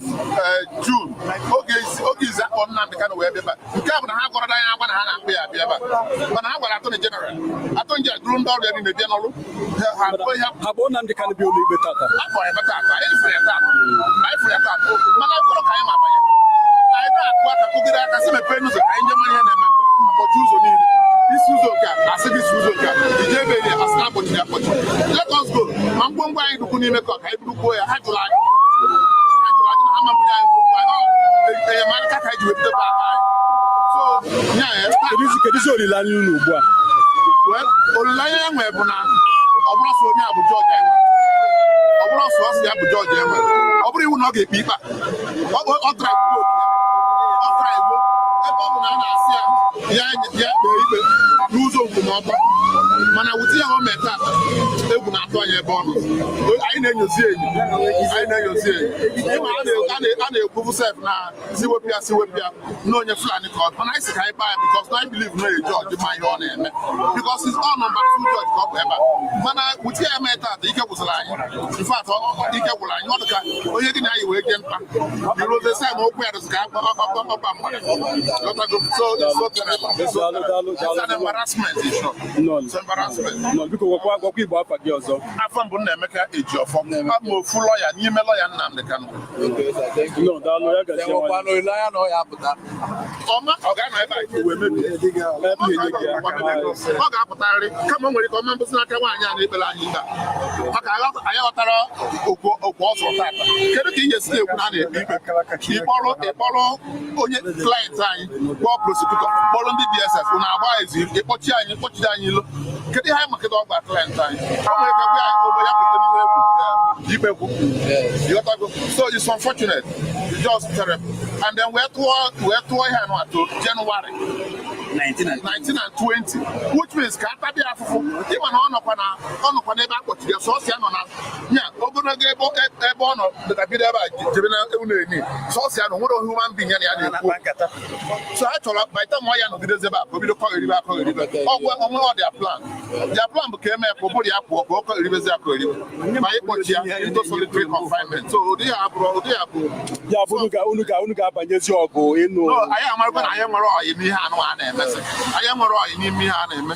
George adụkwa from ya George metata anyị na-enye ya enye shot ọ ya anyị kwudobegodi na daalụ nọn ụmụ anyị ndị so na-eso anyị na BBC News Igbo unu afụla otu ya bụ ikpe si gaa tata n'ụlọ ikpe nụkwa n'ọnụ ndị ọkaiwu Nnamdi Kanu ndị bịalụ ebe a ọkaiwu Ifeanyi Ejiofor akọọla ọkaiwu Emeka Ejiofor kọọ ọtụtụ ndị ọkaiwu ndị ọzọ bụ ndị so banye n'ụlọ ikpe ahụ akọgbuo onye afọ dịka ha na-akọwa ha sị na-enye ha ohere ka ha banye n'ụlọ ikpe ọzọkwa bụ na ndị akpọrọ Nnamdi Kanu bịa ya bụ ụlọ ikpe tata na Nnamdi Kanu nọ sọsọ ya na onwe ohere ka ndị ọkaiwu ya gakwuru ya ka ya na ha kpaa ka amara otu ihe si aga mana otu akpa o si wee gaa taa ọrụ agwụla ị na-anya ndị ọrụ nchekwa DSS nọziri ụna a na-abanyezi ụgbọala ha ka ha ncha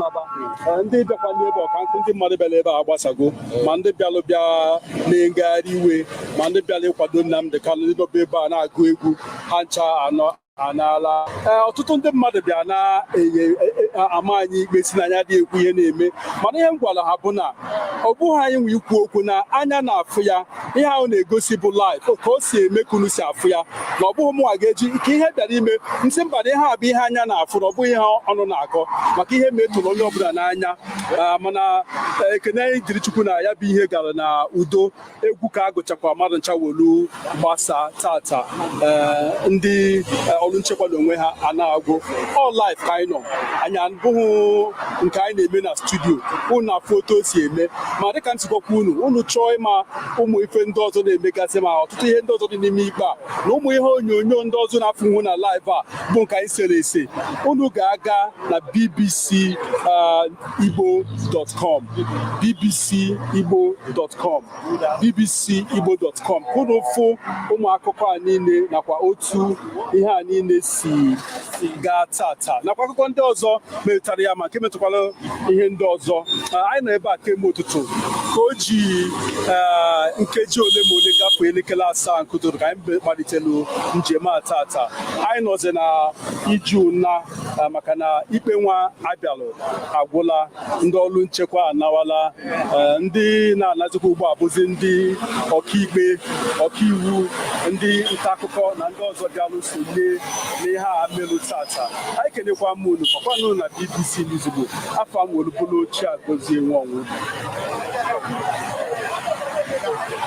ya bụ ụgbọala ndị uwe ojii ebubi ebe a ụgbọala anwa niile anawala maka na igbe Nnamdi Kanu eji maka ya bụrụ ha bịa anawala ha ụgbọala ndị DSS ha ncha niile anawala ọnụ nke taa agwụla ọ ga-abụzikwa oge ọzọ Nnamdi Kanu ga-abịa ụlọikpe ka ị ga-afụkwa ndị nchekwa n'ọnọdụ a nwanne anyị ma ịchọbụ ka ịgwa anyị okwu mbụ mana ịfụgo n'otu ihe si gaa n'ụlọikpe taa eme ị nọ n'iro nweta ohere banye n'ime kedu ihe iche maka otu ihe a si gaa nakwa olileanya enwe ọkachasị ihe a mere ama m na efi nọ mgbe ndị mmadụ bịara ebe a na-agụ egwu kedu ihe iche maka ụmụ ihe a niile na nkenke ya nchere na federal gọọmenti ma ihe ha na-eme ebe Nnamdi Kanu ya na George starting from George because ndị abanye ekwu na ha na-abata ime court ha nọ na corridor na corridor ga na-azọ mmadụ ebe a ka ha nọ ekwu na ha na-abata so ya nche na Nnamdi Kanu ma wefe here ọma mefe here and let me say it as long as eji Nnamdi Kanu Nigeria can know peace there will be no peace in Nigeria until happen na Mazi Nnamdi Kanu our leader who you man so kuna who you man we do me at all. And that's why I have the emotion to challenge the jurisdiction. Church, I know the emotion that we watch what you know about the defense guys have also Nnamdi Kanu and the possible. So Nnamdi Kanu has no opportunity to defend the way. Why? So this is a kangaroo trial. Kangaroo trial. Dalo. So Dalo maka ezigbo anyị. Dalo ndị na-esonye anyị dịka o si kwolo ugbu a. Ndị ọkaiwu ekwuola okwu onye nta akụkọ anyị nọ n'ime ụlọikpe anwa na-agwa anyị na ndị ọkaiwu Nnamdi Kanu batara na ya bụ ụlọikpe mana ha ji iwe pụọ tupu ọkaikpe apụta maka na ekweghị ka Bruce Fein bata n'ụlọikpe nọ ya bụ ihe mee n'ụlọikpe mana ka ọ hapụzilu ọ dị ka mgbe ha na-achọzi ịbata ọ bụ na agbachiela ụzọ ebe anwa ọya nwa bụ ihe onye nta akụkọ anyị na-agwa anyị. Ọ na-agwakwa anyị na ọzọ bụ na ikpe anwa ekpeghị ikpe anwa taa na ihe ọkaiwu melu bụ na o wegaziri ikpe anwa ka ọ bụrụ ụbọchị 19 nke ọnwa Jenụwarị na ụbọchị 20 nke ọnwa Jenụwarị 2022 ka a ga-ekpezi ikpe anwa maka na dịka onye nta aka nọ n'ime ụlọ ikpe na-akọwa ọ sị na ikpe anwa agaghị n'iru maka na ndị ọka iwu Nnamdi Kanu anọghị na ụlọ ikpe anwa.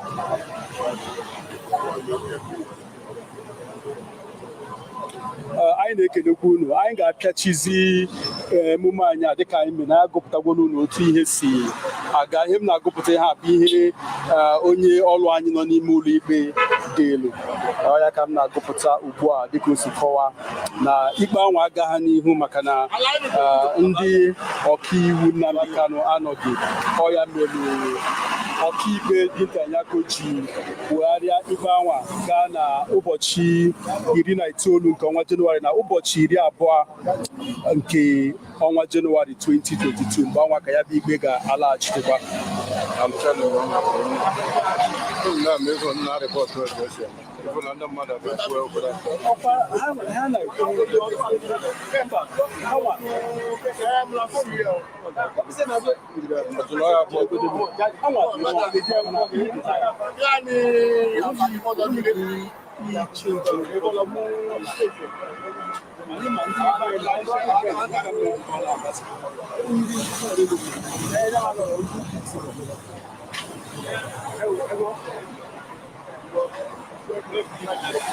Daalụnụ, anyị ekwuola otu o si dị n'ụlọ ikpe tata.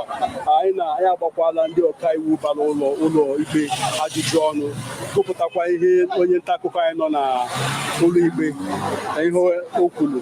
Anyị ga-apịachizi ya ka ọ dịzi na mgbe ọzọ dịka unu ma anyị nọkwa na ụlọ ikpe ukwu nke dị n'Abuja ebe ekpere Nnamdi Kanu ikpe tata maka ebubo gọọmenti Naịjirịa na-ebo ya. Ọ ga-adị na mgbe ọzọ. So everyone, Mazezoke here, and as you all know, you've heard for the benefit of my audience who do not understand Igbo, the summary of what has happened, obviously, is that the case was, or rather has been adjourned to the 19th of January and the 20th of January 2022. Now, what I am doing now is to see if I can get any of the lawyers, be that Ejimako, be that Chief Godi Owazurike, or Aloy, just to see if they can speak to us and give us more clarity and insight as to what happened actually. Obviously, in summary here,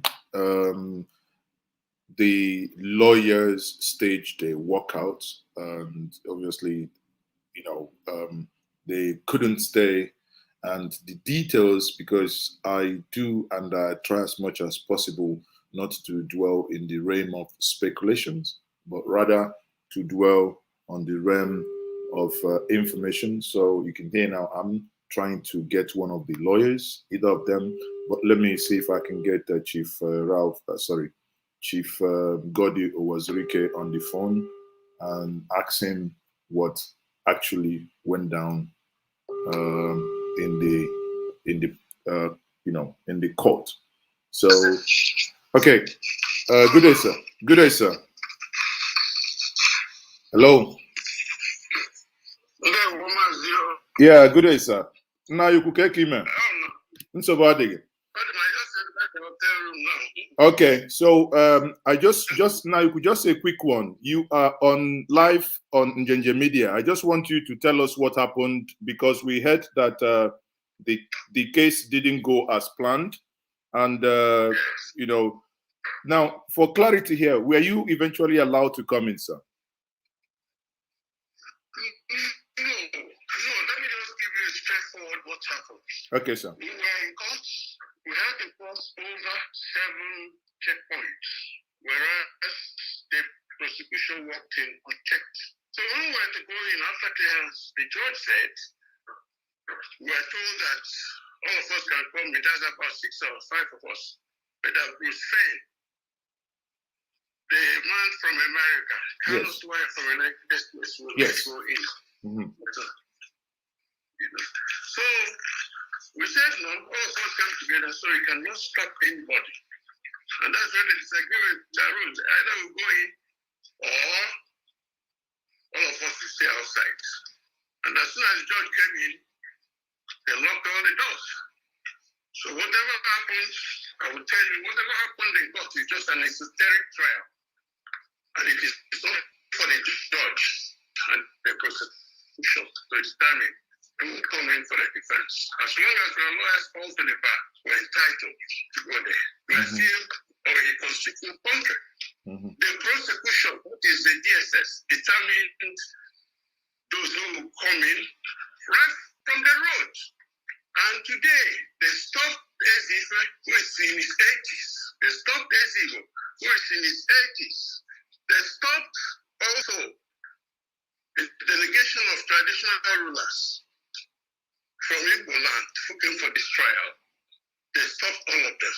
And they all stood outside on the road, on the expressway. So for us lawyers, the few lawyers who were allowed to come, it was more like a movie, a done deal. And we found that this is no trial, this is no justice. We have a motion, of course, filed by Nnamdi Kanu's lawyer, challenging the jurisdiction of this court. That should have been respected. It was none. So the conduct of the judge today, without any contradiction, was below par. And I so say. So now, what is likely going to happen next? I heard one of the lawyers, one of the attorneys, saying that they might want to begin to think of changing Justice Binta Nyako. There are procedures for this. You have no confidence in the judge. The law also has room for what we are going to do. I will make sure we do those things. We are sure that justice must not only be done, but must be seen to have been done. That is our honest position. Okay. So on that, on that again, it's do you have any faith that this trial, in any way, shape, or form, may and could probably still continue this year, or is it that they have the game? It's like on to 19th and 20th of January. Not was somebody who is in detention, who is not on bail, is actually in prison. So there is. That's the meaning of it. So there is no way. There is no way. There was no room for a long adjournment. Why couldn't we come in December? Why must we come towards the end of January? Exactly. So okay. Let me put this straightforward question to you. Would it be fair to say that the Justice Binta Nyako, whom many had argued that she's been straightforward, could it be fair to say that it appears that she's been compromised? No, I will not go to that extent of accusing the judge of any compromise. But I will tell you that as a lawyer, what I saw today was below par, was unbecoming of a free and fair trial. Remember, an accused person, a defendant, is given leeway in many sense. If your lawyer is outside the door, you're the judge, you have to step down every zone to the lawyer has come in. Nothing wrong with the judge calling in the lawyer and say what is going on. I would have told her that after being screened by 7 checkpoints, that we're not stopped finally, just by the door. Makes no sense.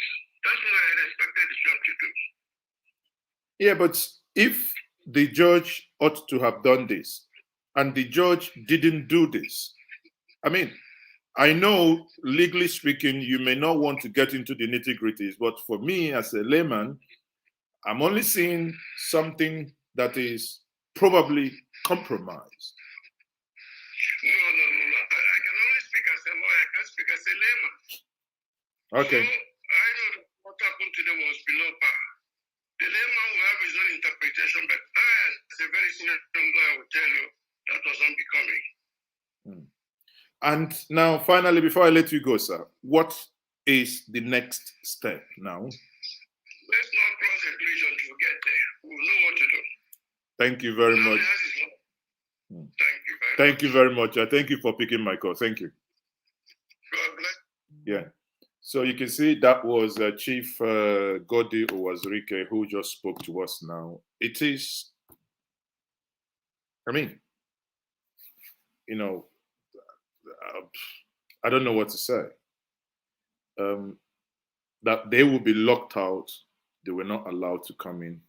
I think, in his words, that's unbecoming. And in his words, that is also,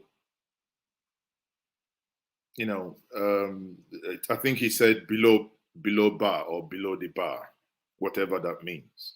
You know, I'm not a legal juggernaut, but one thing that is very clear is that this whole process and this whole trial is getting interesting. Eventually, I would also see if I can get Aloy Ejimako, but if he will speak to us, then we will see. But I will try as much as possible. I think for now, let's everyone, you know, digest this. I'll see if I can, in the evening of today, get any of them to come on video to speak to this matter. If need be, probably even Bruce Fein. I will all try to see what we can get people on that note. If you haven't subscribed to this channel, please, by all means, do. What we do here is not emotional. We try as much as possible to stay on issue and on point. And we must, at the same time, try as much as possible to get the people who understand and who know what is actually going on to come on here and to speak to us. You heard it from the barrister Godi, or rather Chief Barrister Godi Owazurike from Imo State there. I forgot to ask him something, because before now I read a report that the invasion of Justice Odili's house, that the Imo State governor had a hand in it. I haven't confirmed, so don't quote me on it, but at least as a piece of information.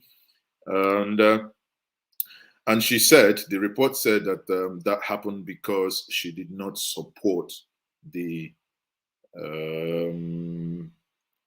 aeroplane driving that happened in Imo State. I don't know, but there appears to be some plausibility in it. But again, question will be, why would you allow the person of Malami allow himself to be used in such fun? People, subscribe to this platform. Join me later in the day for full analysis with those lawyers. You know, obviously, if need be, get Bruce Fein, the two lawyers to come here on Njenje Media TV and speak to us. I know many of them are now on their way back to the hotel rooms or to their offices, so it might be a little bit disruptive to bring them on here, because when I spoke to Chief Owazurike, you can hear him saying he's just getting back to his hotel room. Obviously, he needs to unwind and trying to make sense of what has happened today. So people, once more I say thank you very much for joining me. I am still Mazi Ezoke, and you can see what has happened. There is a video that I actually wanted to show us as that trial was ongoing. There was a comment made by Ikenga Imo, which I found a little, very, very interesting, and I wanted to share that Ikenga Imo's view. If you know Ikenga Imo, Ikenga is the Ikenga Imo is the I think the chairman of the COP, the opposition, like the opposition parties. He is the head of the opposition party and a very erudite and intellectually savvy young man. And I would want you to listen to what he said here. And he made a lot of sense. I thought to myself that that is very, very interesting to listen to such view. While you are listening to that, I will go to the back channel and try as much as possible to see how we can arrange to get these lawyers to come here and explain these things that many of us, do not understand as it is now. We do not understand what is happening, but we will endeavor to get you the right information. So now listen to this. Thank you very much for staying with us here at Njenje Media TV. Thank you. But with what is already happening inside the court, where the prosecution came in with 9 lawyers, and the lawyers that is defending Nnamdi Kanu have not been allowed to enter the court.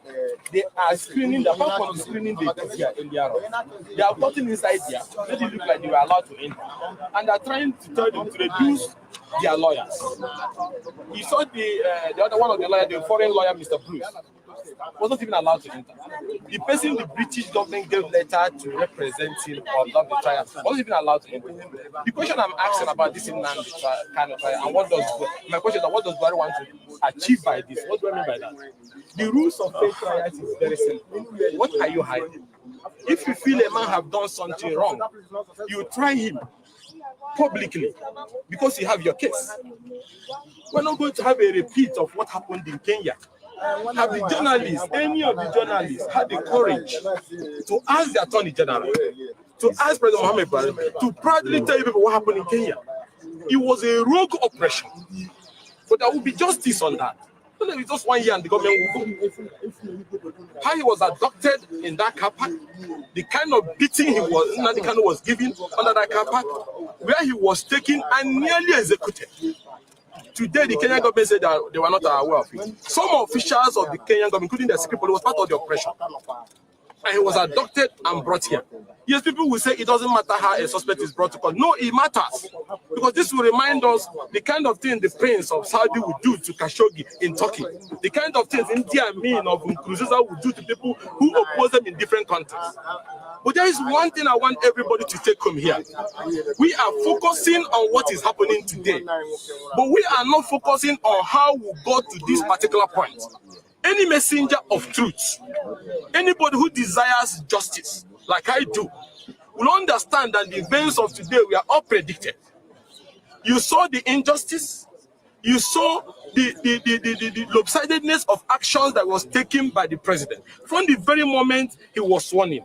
From the issue of 95% to 5%. The president carried on with divisive policies, which hate was promoted, divisions was promoted. And all the people who are complaining today, what did they say? When there was those killings in Nimbo, those ones in Okigwe, those ones in Delta, where people were killed and raped, what did you tell the president? What did you demand? All of you were here when we even asked for a change of the service chief for us to be able to bring proactive action. Was there anything that was done? No. Was there anything that was done? No. Now, at the time the Attorney General rushed to go in, we are facing the sky. Yes, sir. And proscribed the IPOB. Was there any killing? No. Was there any confusion? No. These actions were promoted by hate. That is why, with what is now already happening in court, where you don't allow the lawyers of the defense, the people they want to defend them, to go in, when the court will give order that 3-4 people can visit him and they get to DSS and they are screened down and they cannot enter. When our respected traditional rulers will sit under the sun and they will not be allowed to enter a court for a trial that is supposed to be open, free and fair, I begin to ask myself, can there be justice that will come out of this challenge? No.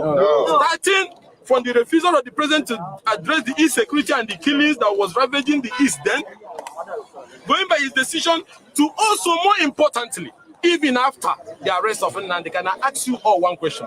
What efforts have the government done in trying to address those grievances that raise to the rise of those agitations? If a man is honest and he truly desires peace for his people, what will he have done?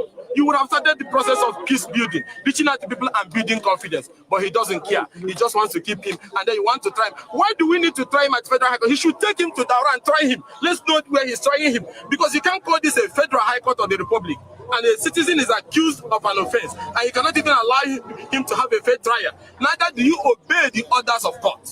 And that is why my message is very simple. The president should take the path of peace and negotiation. Let's find an end to this.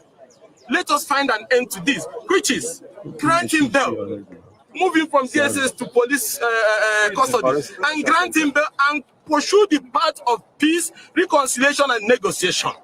This trial, to me, to God who made me, was unnecessary, was avoidable, and this trial is baseless.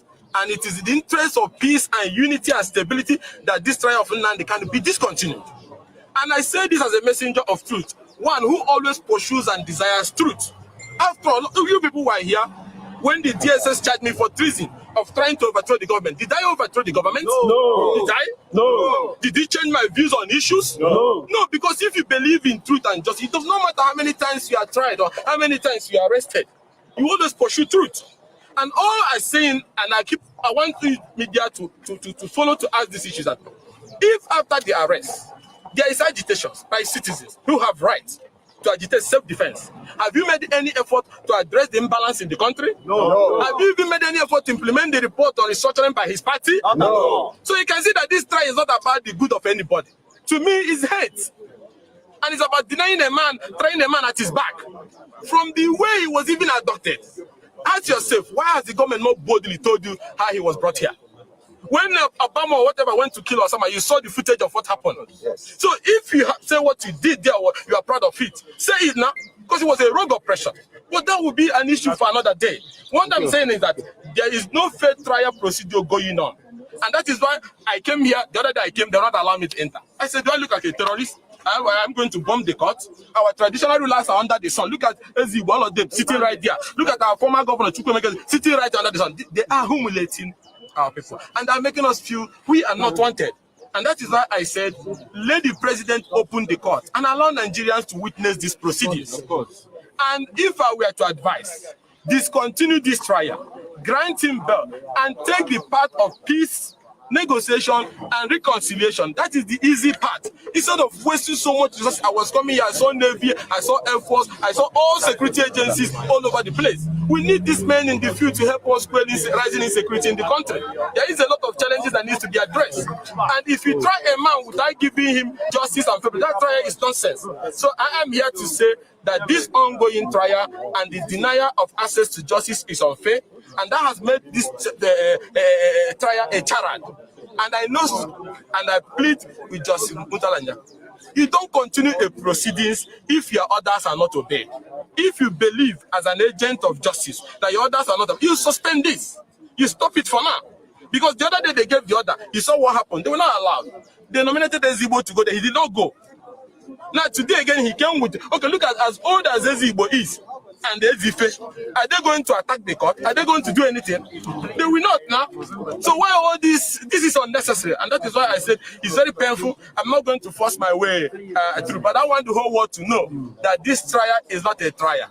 This is like a family guy. It's not a trial. Are you getting me? So, my name is Ikenga Imo Ugochinyere. I'm the spokesperson of the opposition coalition. And also, I want to say this, and that is why, on our own part, we have taken this matter to international community. How did you, in the first place, sneak into Kenya, adopted a man with rogue organization, people who are semi-terrorists, nearly killed him in Kenya, smuggled him into Nigeria, and then you want people to overlook that aspect? Is this the first time this is happening? No. In 1984, what happened to Marubiko when he was put in a crane in London? Are we going to turn our country into a rogue nation? No. And then what he went to, how did he have heart attack? Was he not when the people who adopted him in Kenya turned the generator on his face that he had that heart attack? Does he used to have that medical history before? No. So when you do all these things and then you don't apply the same energy to the bandits and the killer herdsmen that is ravaging our farmland. You don't use the same method to go to Niger to abduct them, or go to the forest to abduct them, and you abduct this man and you want me to believe that you want to try this man and fail. I will be a fool to believe that. This trial is baseless to me. As long as I'm concerned, discontinue this trial, pursue the path of peace and reconciliation, address these grievances. These grievances are not supposed to be addressed. Lopsidedness is all actions, issues of fiscal federalism. If these issues were addressed, will Nnamdi Kanu have had more people listening to his message? No. It was because he refused to address those issues. That was why at the time he spoke, when most of our Eastern brothers refused to speak for our people, that his message had a solid belief by people. Yes. So the key to addressing these issues is to give him bail, is to ensure that you go back to the table with everybody and then find a common ground so that we can renegotiate and find a way to live or not to live. It's very simple. And this is issues of fundamental human rights, right to self-defense and so on and so forth. Or were they happy when those things were happening in the forest? And when you do this down in the east, you don't use the same energy up in the north. Nobody is slave to anybody. And there's one message I want you to take home. Most people who have dictatorial tendencies, whether in Nigeria or over the world, refuse to learn from history. Nobody has ever won this war of dictatorship. If not, Hitler would have won it. Idi Amin would have won it. Nkurunziza of Burundi would have won it. What they call him, the one from Zaire, Congo, Mobutu Sese Seko would have won it. So nobody wins it. Because it is unfair, it is injustice. It doesn't survive, it doesn't last forever. So I am here today and I'm appealing to them, if for anything, allow people to even assess the court. Allow our traditional rulers to assess the court. Allow the lawyers to assess the court. Attorney General can knock on with 9 lawyers and their people, and then you want to screen down those lawyers. Okay, why are they hiding that they don't want the white man to enter, the one Mr. Bruce from the US and the one the British government sent? Is there anything fishy about this thing? There's no place in the world people are trying to like this. So this is unfair, and all I'm asking as a messenger of truth is justice in this trial process if it must go on. If not, this thing is going to produce an already known outcome. Thank you. Thank you. Okay, go chill because can you bag at John because of BBC. Can you get prepared then down? Sorry. We can go for it. You can get because I want to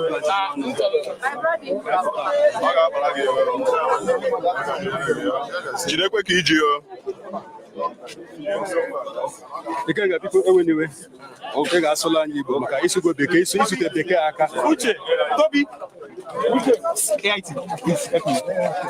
Biko wagoda anyị ihe ji bịa na ihe efu tupu ịgwa nda ọmụnwa na-ekwu ọkwa ihe na-afụ ebe ala ihe na-afụ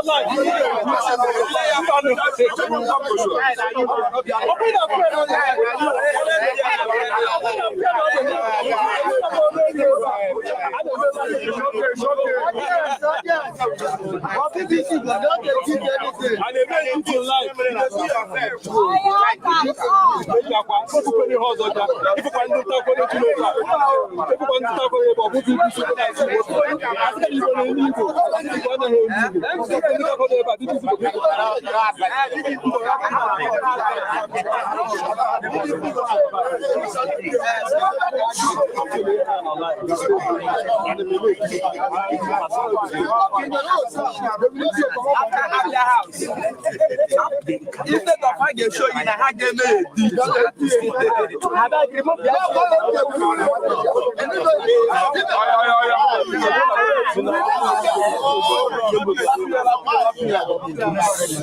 like I did last time, I came to observe the proceedings in the trial of Nnamdi Kanu, the leader of IPOB. Like I did also when the ones from Southwest Igbo heads were tried. But surprisingly, unexpectedly, I arrived here. I was not even allowed to enter. But what pained me most is not because I was not allowed to enter. It's because even our traditional rulers who are here, Zibo, our former governor Chukwemeke Zibo, were humiliated and still kept under the sun over there, not even allowed to enter inside the court premises. A 19-year-old man, what danger does he portend? I was shocked also to see Mr. Bruce, the American lawyer, was not even allowed to be part of the proceeding. The person the British government gave letter here was not even allowed to enter. I asked myself, is this a fair trial? What kind of charade is going on there? If you want to try a man, you must try him fairly and judiciously. And now today of importance, which is the subject of issues litigation here today.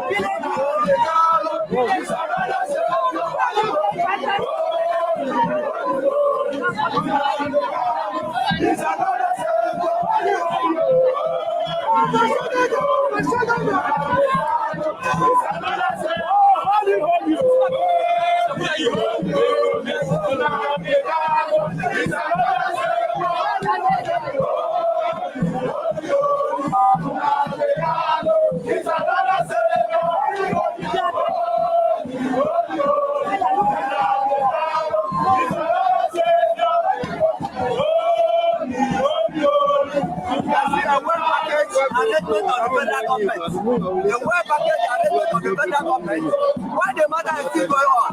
They back themselves somewhere, clearing cups, clearing everything, talking about the same thing. You see a work package, well, I'm happy. I'm happy it's happening. I have something to report to you. I'm the Senate of People Lawyers. Yes. So I have something to report when I go back. President General, okay, they want them. What I can see here is a challenge. Not second, like I've been standing with somebody here.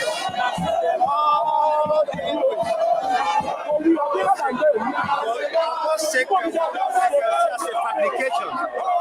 I'm nonsensical, insensitive, idiotism in the highest order.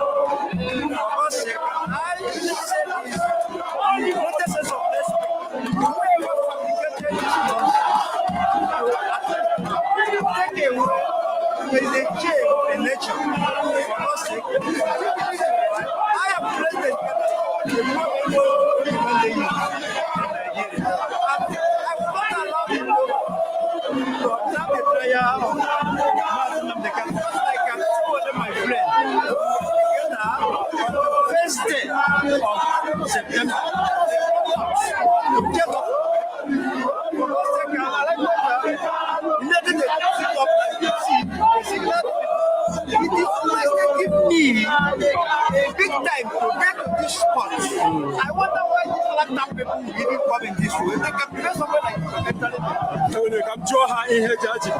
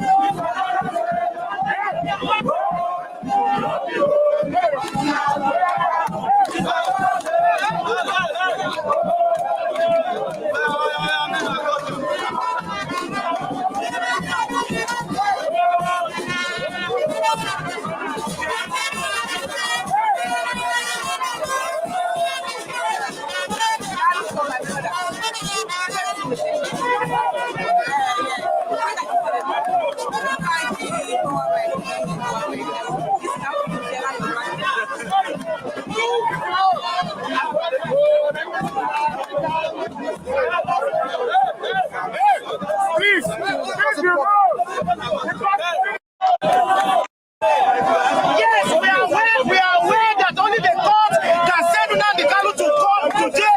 We are also aware that there are some of the miscreants that are going about threatening judges and threatening lawyers not to go further with this matter.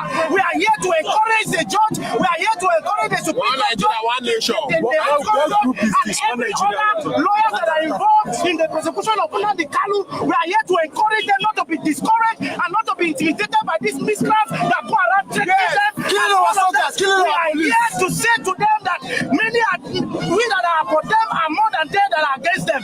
Nigerians are with the security forces, Nigerians are with the police, Nigerians are with the GSS, Nigerians are with the army. It is only Nnamdi Kanu and his cohort that are bent on devising and destroying this country. Nigeria is a united nation and we are united in one purpose here today to say enough is enough of this madness of IPOB. Yes, enough is enough. What's your name? My name is what is your name? Nigeria people.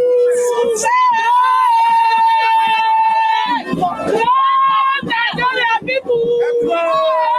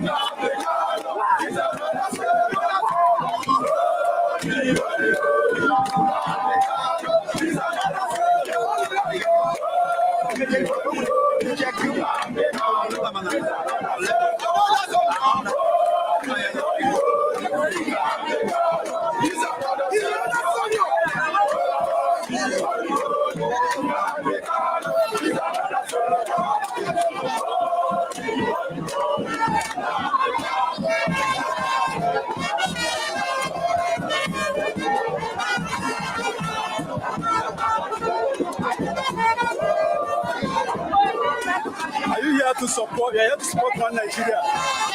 You're supporting one Nigeria. Okay.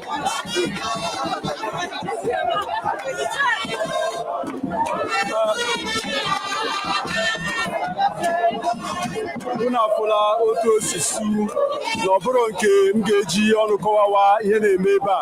mmadụ dị na-afụ otu o si aga ọ pụtara na o nwere ndị otu bịalụ ngagharị iwe jilu ọkọlọtọ Naijiria jikwere ihe ederede ka ha bịalụ ndị bịakwara ịkwado Nnamdi Kanu n'ụlọ ikpe anwa sokwele gụwakwa egwu nke ha so otu na-abụọ a na-agụkwasị nwere egwu na-agba egwu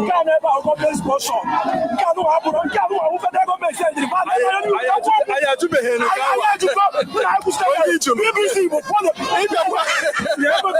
BBC Igbo kwuo n'eziokwu for once. BBC Igbo na-ekwu ọkwa ị na-ebe a na-afụ ya ị na-asụ BBC Igbo ọkwa mụ na gị na-ebe a mana mụ na gị na-ebe a mana mụ na gị na-ebe a nna biko onye na-ege ntị gee ntị ike gọọmenti kansụl ọdọ mana mụ na gị na-ebe a ị na-achụ ibe omi ya ọnụ owu Igbo na-ekwu ịga mụ bụ ihe mere mụ na gị na-ebe a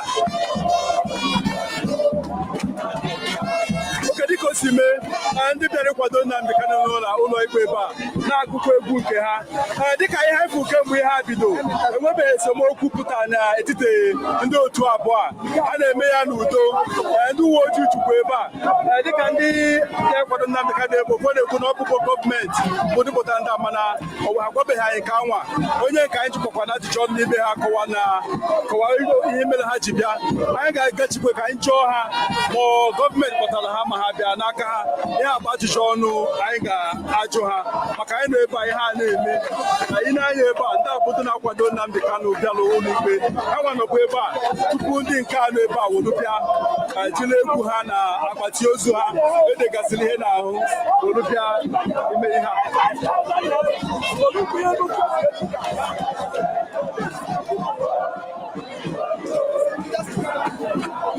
ka m jee chọọ otu n'ime ndị kpọnda abịa ka ọ gwa anyị ma ọ bụ eziokwu na e nyere ha ego ka ha bịa. Can you speak? Can you speak? Who speaks for you? Can you speak? Where's your spokespeople? Where are your spokespeople that speak for you?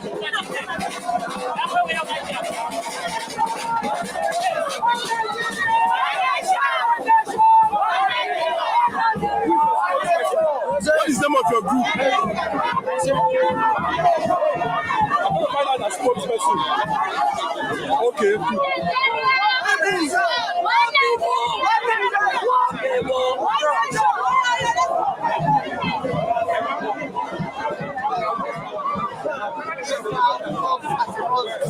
All rights, all sections of this country. Everybody is here. Show our love to the Lord and support our judges. Also, tell the whole world that tell me your name and the group you represent. Okay, my name is Comrade Sunday Atta. I am one of the coordinators of this program, this One Nigerian initiative. I represent the Stand Up Nigerian movement.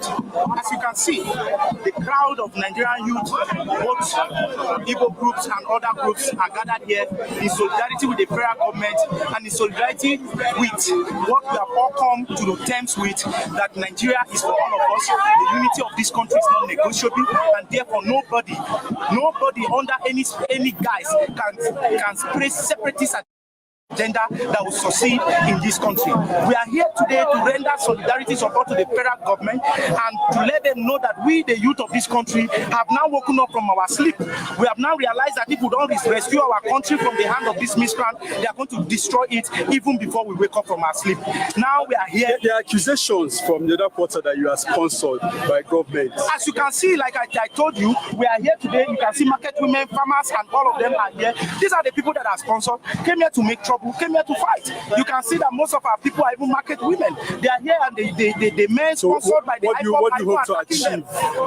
What we want to achieve here today is to send a note of warning to the IPOP, whatever you call themselves, to whosoever is sponsoring separatist agenda in this country. We are here to send a note of warning to them that Nigerians have woken up and we will no longer stay and keep quiet while they destroy our nation. To this end, we are also encouraging President Muhammadu Buhari not to give up in the fight, not not to give up in the project of one Nigeria, because he has demonstrated that he is unity personified. And so therefore we are here to give also solidarity to all the federal, the judges, the Ministry of Justice, that they should go about persecuting this matter their way. We have received different news from different quarters how IPOP sponsored talks go about threatening judges, lawyers, representing and involved in this matter. But IPOP always says that that's an accusation that their hands are clean. That is their, if you have followed IPOP carefully, you understand that that is their modus operandi. They have never accepted anything before. Don't forget that when they arrested Nnamdi Kanu, he never accepted that he instigated the people. Why? You see, as a media man, that the videos are everywhere where he was instigating people to burn houses and to kill people. Today, as they brought him to court, he pleaded not guilty to all of this crime that even the blind man is aware of in this country. So what do you hope to achieve with what we hope to achieve with this movement today is to make sure that justice is served to Nnamdi Kanu. He should not be given any kind of bail whatsoever. Okay, thank you very much.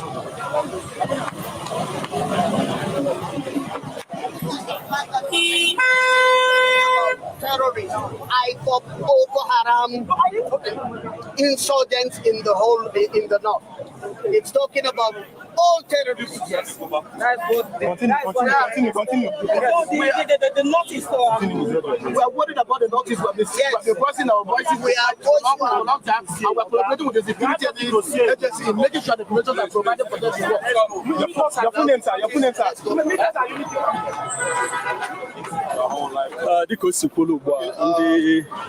ndị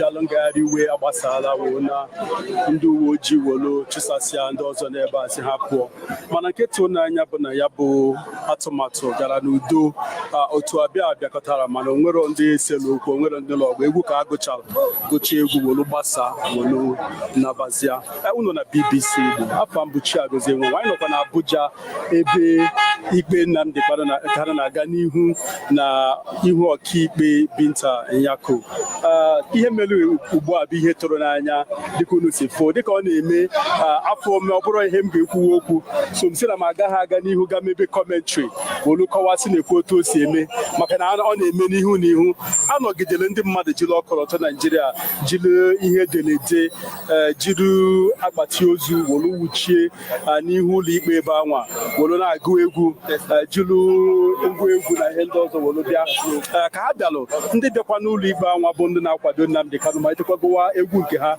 otu na-agba wolu bịakọ isi wolu jizie egwu na-agụ ndị nke a na-agụ ndị nke a na-agụ ndị nke a na-agụ ma ruo mgbe obere oge ndị uwe ojii bịa sị ka otu a wee ha gbasaa so ekewagwo ị na-anya ebe a ka ebe ndị nke na-akwado Nnamdi Kanu nọ ndị abụ ndị bịara ụlọ ikpe tupu ha si abịa ụlọ ike kwa mgbe ịbịa kwado Nnamdi Kanu ndị nke ọzọ bụ ndị bịakwanụ ha esigo mmadụ ebe na-gawa ị na-anya fụna ha bụ ndị uwe ojii bịakwa n'ụlọ ikpe a bịa fụ na ihe niile na-aga ọfụma na udo dịkwa daalụ afọ mbụchi a gozie nwe onwe dịka unu si ọnụ na BBC News Igbo. Well done, sir. How's everything? Very fine, sir. So anyị nọ ebe anyị nọ na-enyekwa anya otu ihe a si aga anyị kene unu maka otu si sonye anyị makwa na unu chọọ ịma maka ihe na-eme unu gaa na akara webụsaịtị anyị bụ bbcigbo.com. bbcigbo.com bụ akara nji ewepụtala unu ọtụtụ ihe dị mkpa na-eme n'ọwụwa anyanwụ ọ ya mere anyị ji bịakwa n'ụlọ ikpe taa sị na anyị ga-egosikwanụ otu ihe si aga na ụlọ ikpe a bịakwa mmelụ anyị ji n'ọlụ wetara unu ihe a melu ugbu a n'anya ndị ọrụ nchekwa jukwala ebe a ndị nta akụkọ jukwa a na-agba ndị mmadụ ji ọnụ aghara maka otu ihe anwa si aga otu onye anyị na ya na-achọ ikwu okwu bụ Ikenga Ugochi nyere mana anyị na ya na-eme ka anyị kwuo okwu tupu ihe a mee ugbu a ụlọ ikpe agbasaala anyị ga-eje ka anyị jekwuru ndị ọkaiwu Nnamdi Kanu ka anyị jụọ ha ihe ha jeta na ya bụ ụlọ ikpe na ihe ha fọkwanụ dịka ha galụ ụlọ ikpe anwa.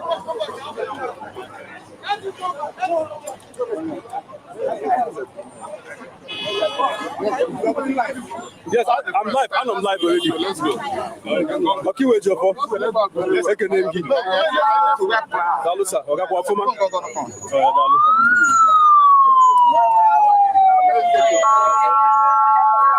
No, don't worry. I've not seen something. I've not seen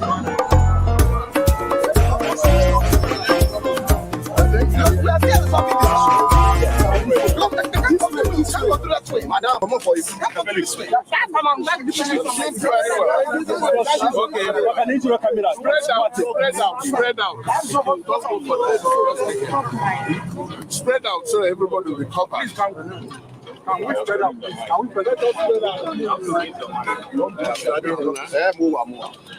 Hey, alright, come beside.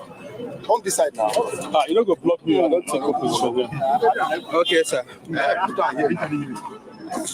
Please, can we spread out? Can we spread out? Spread out. Spread out. Spread out. Just spread out a little. We're in court today. We're in court today for an application challenging the empty charge, 7-count charge filed by the federal government against our client to hear it. All right. Then, of course, you are familiar with the constraints lawyers are being exposed to here. Lawyers are not being given access to the court. Even some people leaders and national leaders and our presidential leaders are not allowed to come to court. So today we're inside the court. When we're going to go to the court, they insisted that they can only allow 5 members of legal team to be inside. Only 5. And we have at least a maximum of 8 persons along with us up there. I'm not talking about those that were denied access to the court premises. We are outside trying to resolve that issue. Because we can't continue this manner. We have people that came from all the way from Aba today. Yes. We have a person who is representing Igbo lawyers here. Yes. He was not allowed access to the court. We have people who are representing Ndi Otokiwu.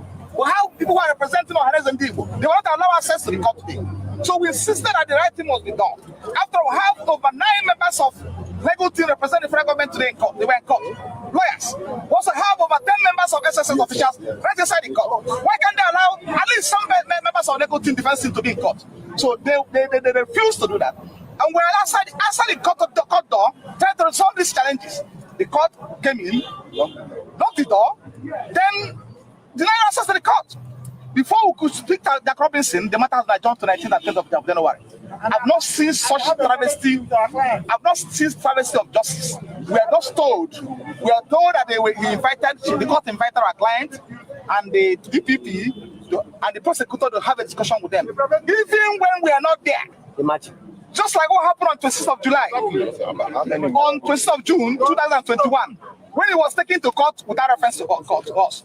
And he was tried on that day without us being in court. So the same thing repeatedly this up today. And it's unfortunately, we are within the courtroom. We are just outside the court door and we're locked outside. I've not seen such thing in my life. And there's no order from the court, subsidiary court, stating that this trial will be called out in secret. No such order has been given.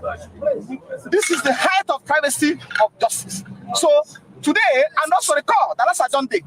The court reviewed a guideline of persons who are visiting here. Yes. That guideline contained an order of course and was served on the DSS. That order was furthered by the DSS with impunity. And on the basis of that disobedience to that court order, we filed from 48 against the DSS to commit him to contempt. That application should come out today for hearing too, because we want to find the court. The court has a duty to protect the sanctity of this order. So we're in court today to also inform the court that the order he made and served on the DSS was furthered with impunity. He can't control that man. So today, we are not even allowed to come inside the court to address the court on this point. So what you are saying as legal team, there's a clear case of denial of fair hearing as concerns the status of the constitution. So we're going back home to strategize and take a further decision as to whether we can continue in this court or elsewhere. Because what you know is that this matter must be heard and must heard what? Must heard exclusively. If the court is not willing, disposed to hear this case, he will excuse himself voluntarily from continuing with this hearing or this case. That's what I can say. Yes, what I want to say is it's very clear. This was the 5th time I had come from the United States as Nnamdi Kanu's international lawyer to try to meet and see him, where I was denied 5 times. It was very clear today that I was the one that caused them to lock everybody out of the courtroom. They did not want me in the courtroom. I'm here not to create an irritant. There are huge international law issues raised by the charges against Nnamdi